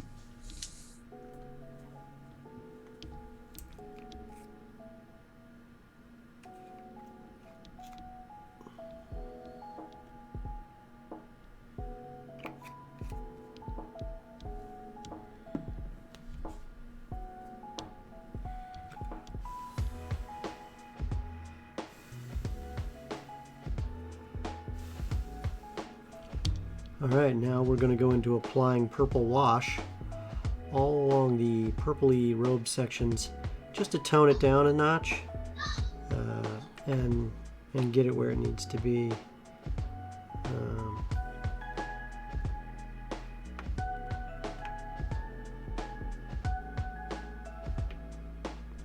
That'll help blend some of the various different bits a little bit.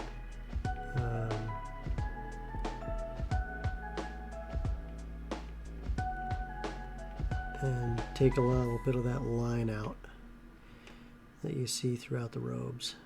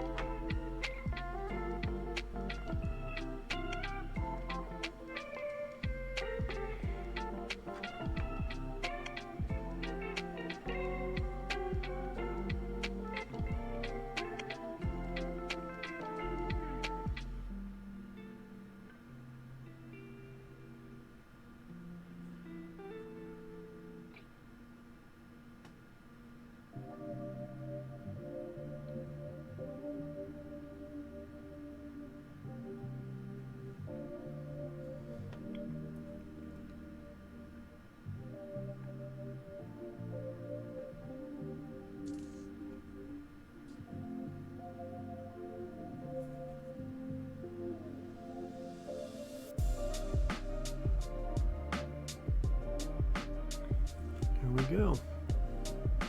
Now while we let those washes dry, you can see the highlights now start to blend a little.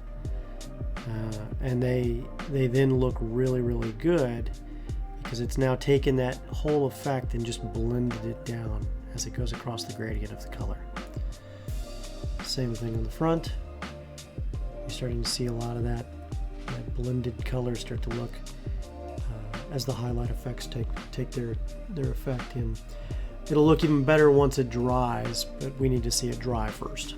So while it's drying, I'm going to rinse my brush, and now I'm going to look at Monster Brown for the staff on the next coat. So while the robe is drying, we move on to another brown. Oh man, I gotta shake the daylights out of this. Oh man, I went to I missed out on that that last what was it? The last heist we ran on stream here. I got put in manacles on the heist. It happens. Yeah. All right, I'm finally able to start my speeder now. So here's the Rhodian. That's the guy I couldn't remember. There's the Rhodian. I'm probably gonna also do another highlight to his hair, so he's got a little bit more bluish fade to the hair. Mm-hmm. And I realized like none of my stuff is in focus, and I don't know why. Yeah, my camera's really messed up. I don't know what happened.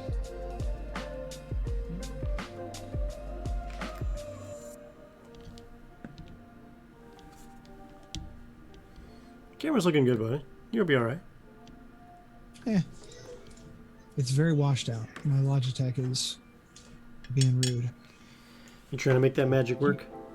There, that's better. It keeps messing with my exposure and just like maxing out my exposure and brightness, and I'm like, that's not what I want.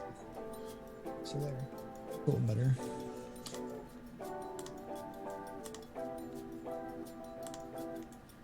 Yeah, that's where I was gonna say that yellow I think looks really good for, well, and it'll look even better once he's on the speeder, but having just the yellow tan brown combo with the green skin and blue hair, I think it's gonna work out.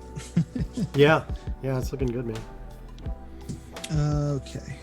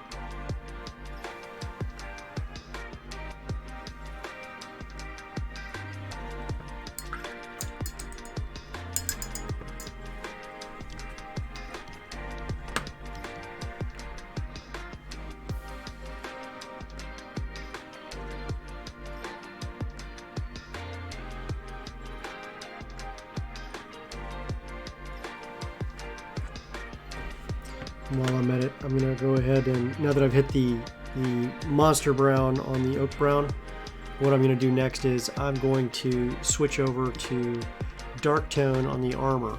So if you can see what we're doing here with the armor here, you see how bright and shiny it is. And that's great and all, but we want to tone that down just a notch. It's just too pretty. And, you know, let's face it, a Lich Lord is going to have some pretty dark armor. So let's just go with that. So, getting the dark tone ready. What do I do with the dark tone? Oh, I hit it. Here it is. And dab will do you. You don't need a lot, you just need enough.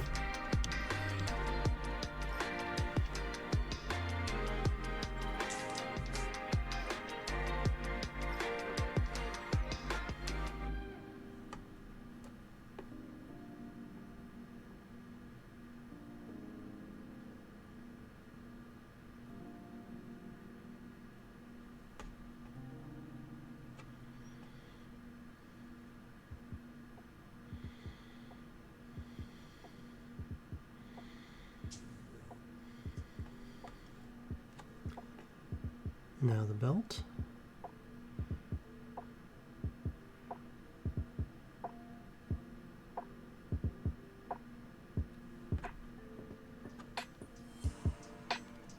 Oops.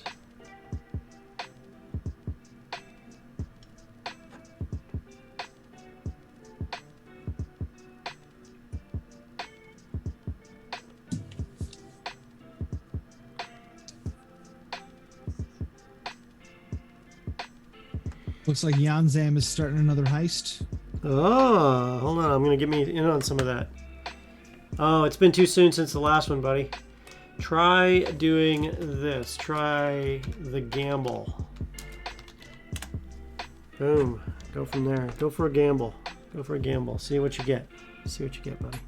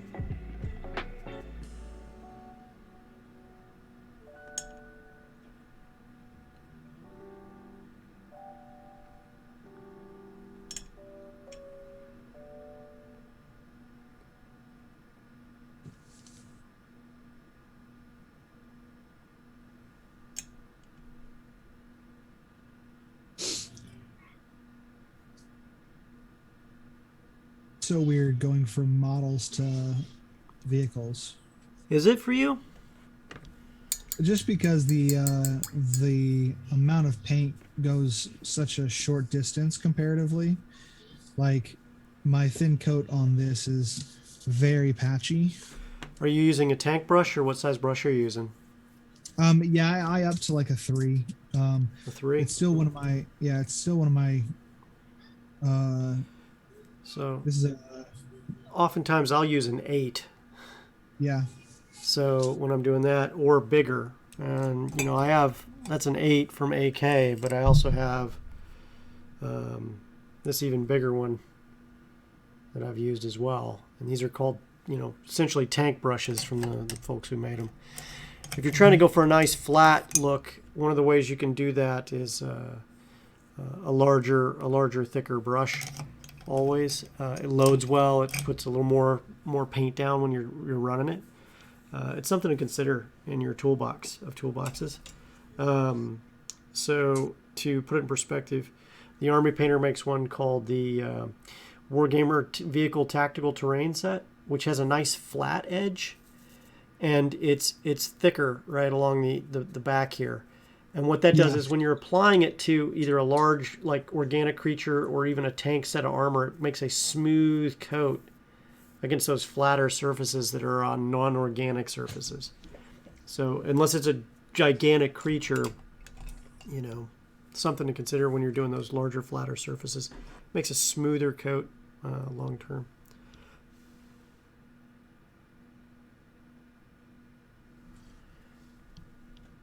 Boom. Looky there. Hold on, you can't see it, so we'll do that. So now you can see all the ribs. You can see the armor. You can see all the details of the hands and the fingers. You can see his eyes and his face. And the robes in the back as well.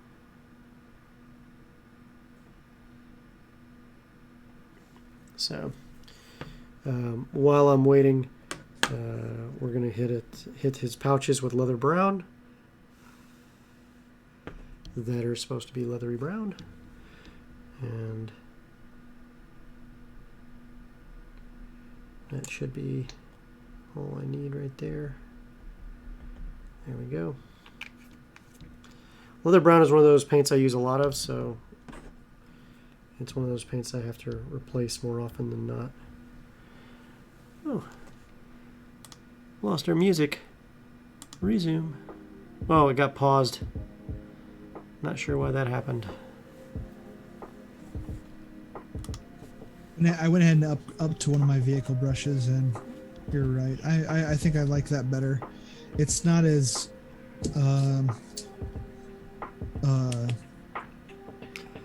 like you don't have quite as much control as with the. I went from like this thin number 2 to this thicker vehicle brush. Oh yeah. And they're not that much different, but definitely having the larger swath of paint makes it go on a little smoother all across. As they say, the larger the brush, the larger the vision.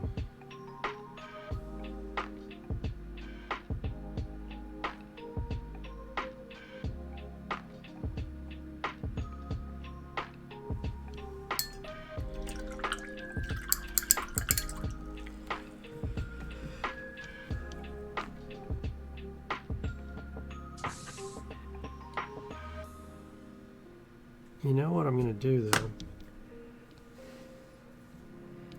Oh. Yeah, no. I am going to apply some green to his brooch here.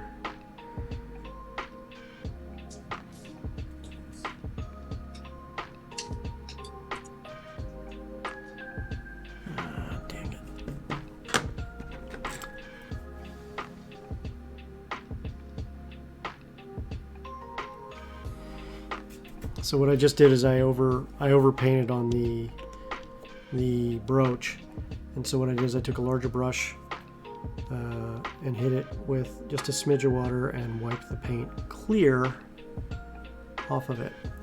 So if you do it quick, it'll completely come off. But I went a little wide, a little too much there. So now I'm coming back and I'm gonna go a little bit more dainty in the area I'm trying to hit here. There we go.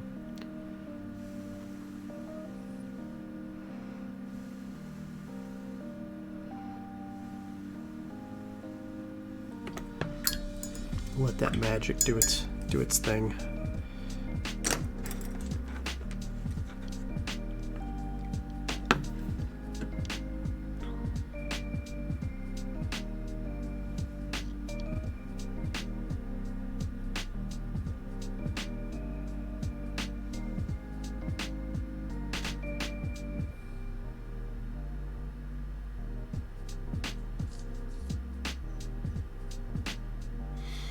You know, I don't even need to go gray on this flesh because the dark tone on the white primer did everything I needed it to do. Isn't that awesome?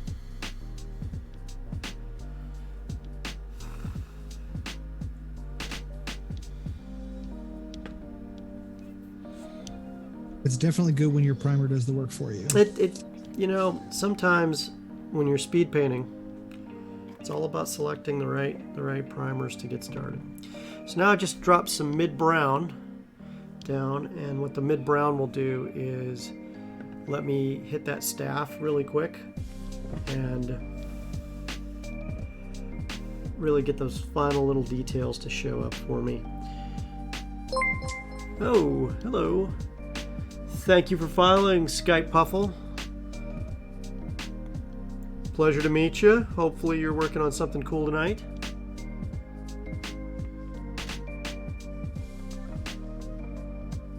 I am working on a Necromancer Lord. Chet, our guest painter tonight, is working on a Star Wars Landspeeder and crew. Here's my land spleeter. I'll pull you up so people can see you better.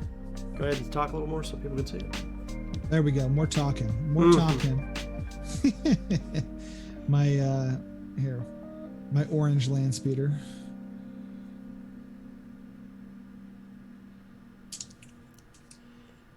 You really captured it, man. You really did. Well, and the original was very tan, and I was like, that sounds boring. So I'm gonna do orange with. I'm probably gonna do some like, maybe not pinstriping, but some kind of decoration in blue, and then I will weather the crap out of it. But I want to try to get as clean of a base coat as I can and keep it real nice and thin and pretty and not get too many brush marks in it or anything, because I want to I just want to do it. I just want to have that like nice clean work done, and then I want to be able to selectively weather it. Mm-hmm. Because just when I was playing around with using the smaller brush, like some of the marks that you would get by using the smaller brush, right, with where the black shows through with the orange, like look pretty cool, and it gave me some ideas for weathering when I get to that point. But they're it's a little too random for what I want. Random's not always bad when it comes to weathering, but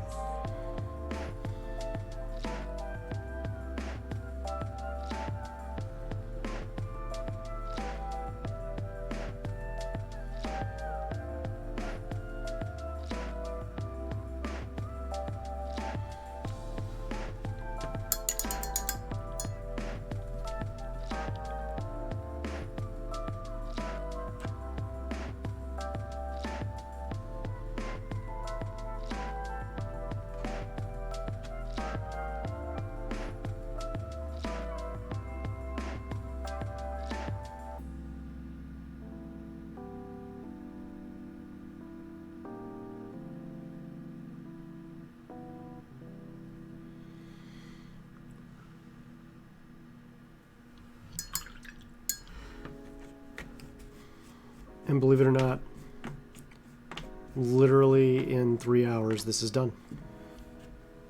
Just under 3 hours. Boom. Hang on, we're going to show you this on the mini cam right after we let these washes get done here real quick. And what I'm going to do next after that is do a quick once over on the base, get some brown on there, and that'll wrap up this mini. Oopsie. Knocking over the paints, Reed. Not a great idea. No, it's not on my top 10 list. Let's see if we can get the mini cam to pick up on this beautiful piece right now. Boom. Take a look at that, guys. Good. Yeah, yeah. I'll rotate her so you guys can see the back end here.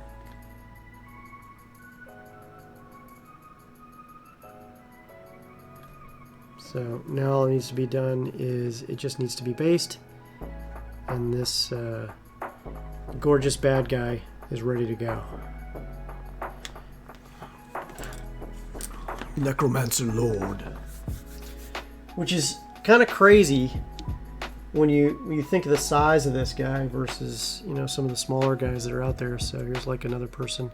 He's human sized. He's not ginormous. He's not any of that stuff. He's not very super imposing.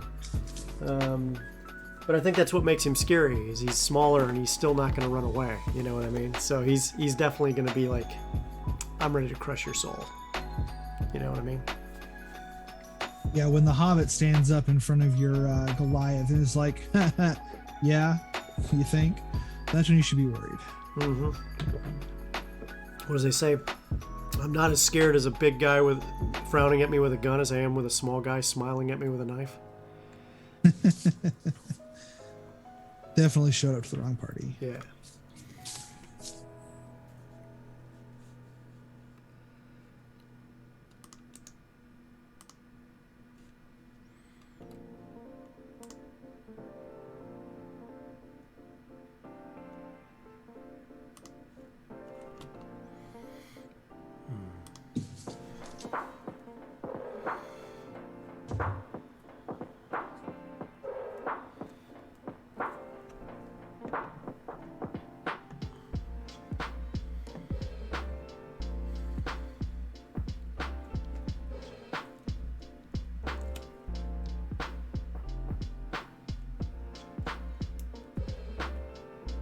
I may get this one on the Patreon tonight, just to get it knocked out quick.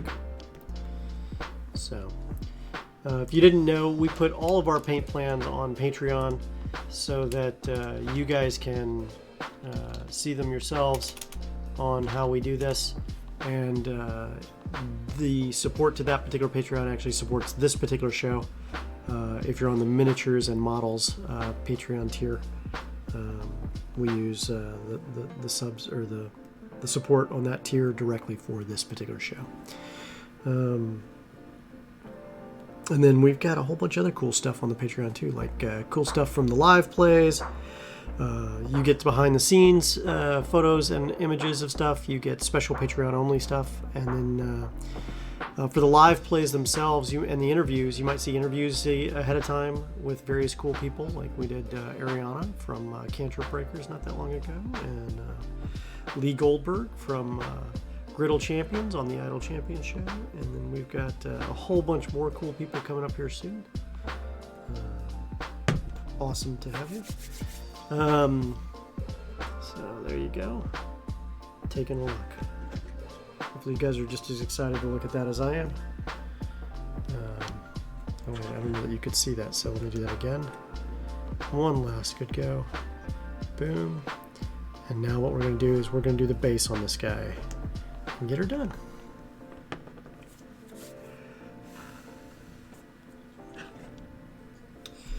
I think the thing that let me get this done so fast was strategically handling those browns and those washes the way I did, because it let me get them done.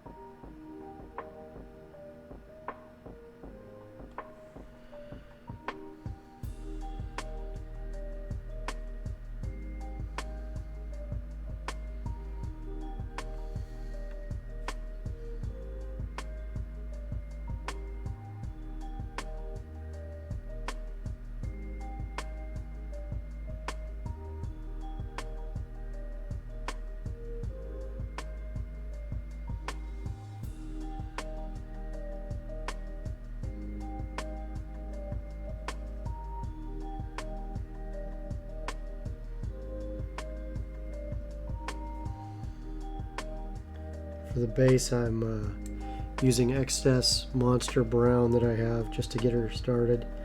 And then if I need to, I can wash it down a little more with dark tone. Or excuse me, red, not dark tone, but mid-tone brown, or mid-brown tone from the Army Painter. Their washes are liquid cheat in a bottle for great looking paint. Yeah. Painted miniatures. They're really second to none on their washes. Yeah.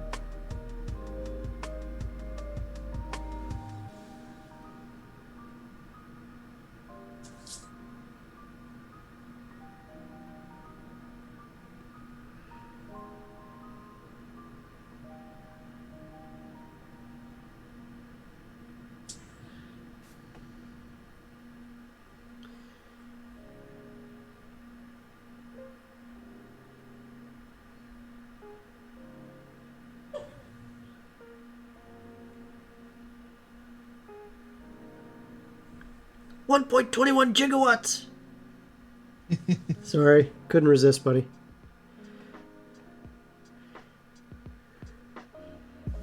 You should just walk around saying that in front of your kids and see if any of them start to laugh. There we go. They might. They might. I'm gonna let those dry. And then after that dries, we're going to hit it one more time, and it'll be ready to go.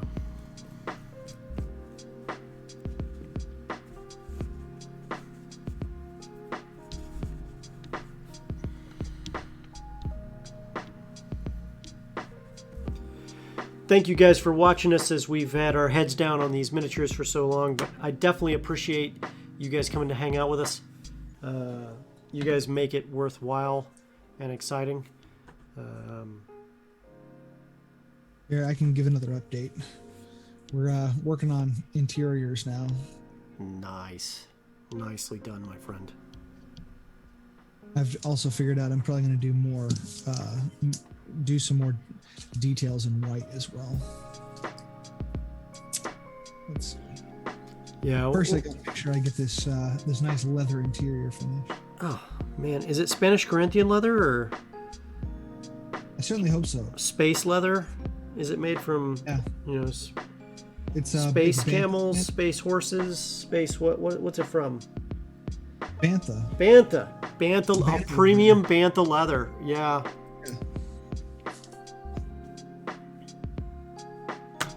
I do remember one time when we were in Iraq. Well, actually, we were in Kuwait, and we were driving. We were all sitting in this. Basically, it was like this crazy like troop bus that they had hauled us around in to go to different firing ranges in the middle of nowhere in the desert. And I'll never forget, Sergeant Black was sitting next to me. Ryan Black was his name.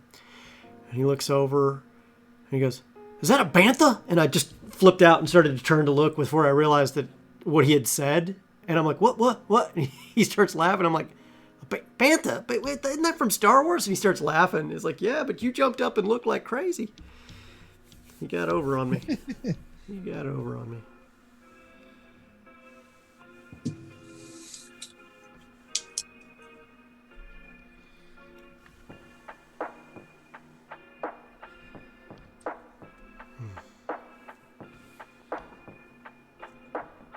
Yeah, Jansen, you need to get this speeder. This speeder is awesome.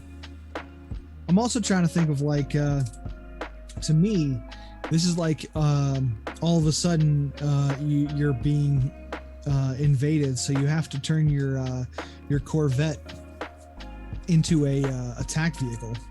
You know? Is it rebels using the speeder? Yeah. Okay. So they turn it basically like the light assault vehicle, like the dune buggy that modern day SEAL teams use and stuff like that in the deserts. Okay. Modern day special forces, whoever's using them these days. But like in the original, in the movies, the land speeder that they were using belonged to the family, right? Because that was just their general like. Was that the uncle's like teenagers. midlife crisis hot rod? No, I'm thinking it's more of like, you know how, like for my brother, we did, he went to my uncle who's a mechanic, and they found like a old Corvette from like 75 or something like that, and rebuilt the thing, you know, but it had the T-tops, and it was, you know, it had all the cool, like, hey, look at me kind of features. But under the hood, it was just a mess. It was cobbled together from every kind of thing they could find, you know. So this was like teenagers' first car. But it was affordable. It was affordable. Yeah, exactly. But you know what? So at one point, it was somebody's pride and joy. Well, it just become your brother's pride and joy. Yeah. Oh, it did too. He was crazy about that thing for a couple years, and then it was a lot more trouble than it was worth.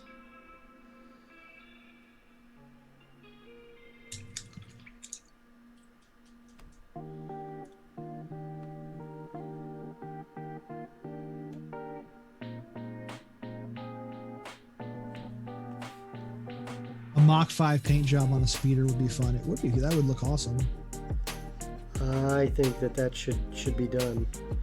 You guys should create a game called Speeder Racing. Go Speeder Racing. Go Speeder Racing. Go. Yeah, exactly. I'm not even kidding about the fact that I want to do that. Need to just they need a pod racer game, but for the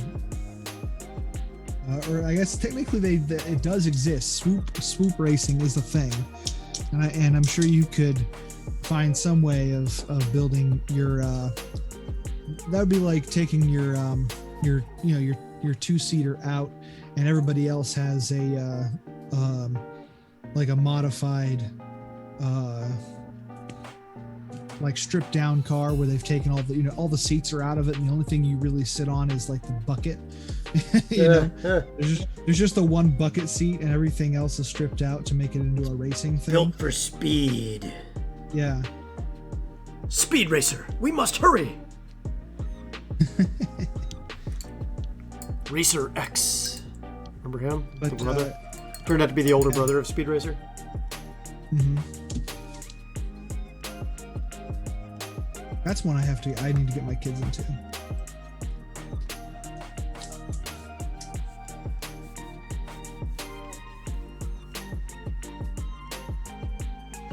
Gang, we are knocking it out. I think a Mach 5 paint job on a speeder is absolutely the best idea, Yanzum. Thank you so much for bringing that up. I'm going to put this in front of the mini cam here one more time, just so you guys can see it. Hopefully you guys can see it pretty good here. And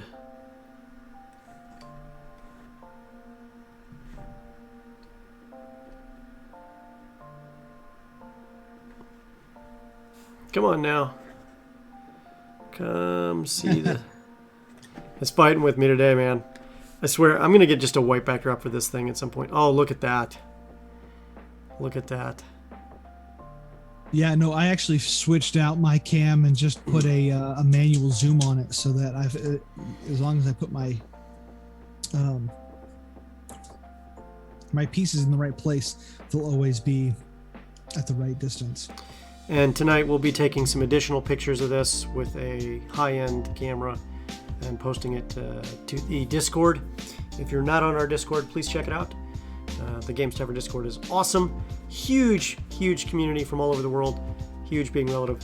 But it is big, and it's getting bigger every day. I think we get like 12 new people every week. Maybe 15 new people every week at this point. And everybody's pretty awesome. And we make it real easy for you to share your miniatures or your TTRPGs or other tabletop fun games every time. So if you want to come hang out with us, we'd love to see you. I think we played Among Us last night with a whole bunch of people. And we have movie nights on Fridays and just all sorts of fun community-driven stuff too. So it's a great community that steps up and does a lot of fun stuff with us too. So, all right. Chet, you want to tell people where they can find you on social media as well as when your show is going to be on next? I am DM_Luke Thomas on Twitter. And I'm Luke Thomas pretty much everywhere else, including on Twitch, LUKTHOMAS. I usually stream, painting Mondays and Wednesdays. And I'm hoping to get some daytime streams in as well. So that's usually Monday, Wednesday night, and then hopefully a Thursday lunch break stream. And that's more relaxed. Usually I do, maintenance kind of stuff like assembling and just hanging out while I get some work done. But you'll see more of this speeder build tomorrow and Wednesday on my channel starting at 9 p.m. Starting at 9:30. I am also a commission miniature painter, and I have commissions open. So if you need your own speeder with a Mach 5 paint job, you just hit me up. Outstanding. And our next show will be the Games Tavern Happy Hour this Tuesday. We're going to be interviewing some really cool, interesting folks. I believe we're going to have Robin B. from Shrike Games. They're publishing a completely independent TTRPG that is right now in playtest. We're going to talk to her about what she's working on, and also tell you all, of course, the newest news, reviews, and interviews in the tabletop space. So, see you guys on Tuesday, 7 p.m. Eastern Standard Time. That's 7 p.m. is 4 p.m. Pacific Standard Time. So, see you guys next week. Talk soon, guys. Bye-bye. Yeah.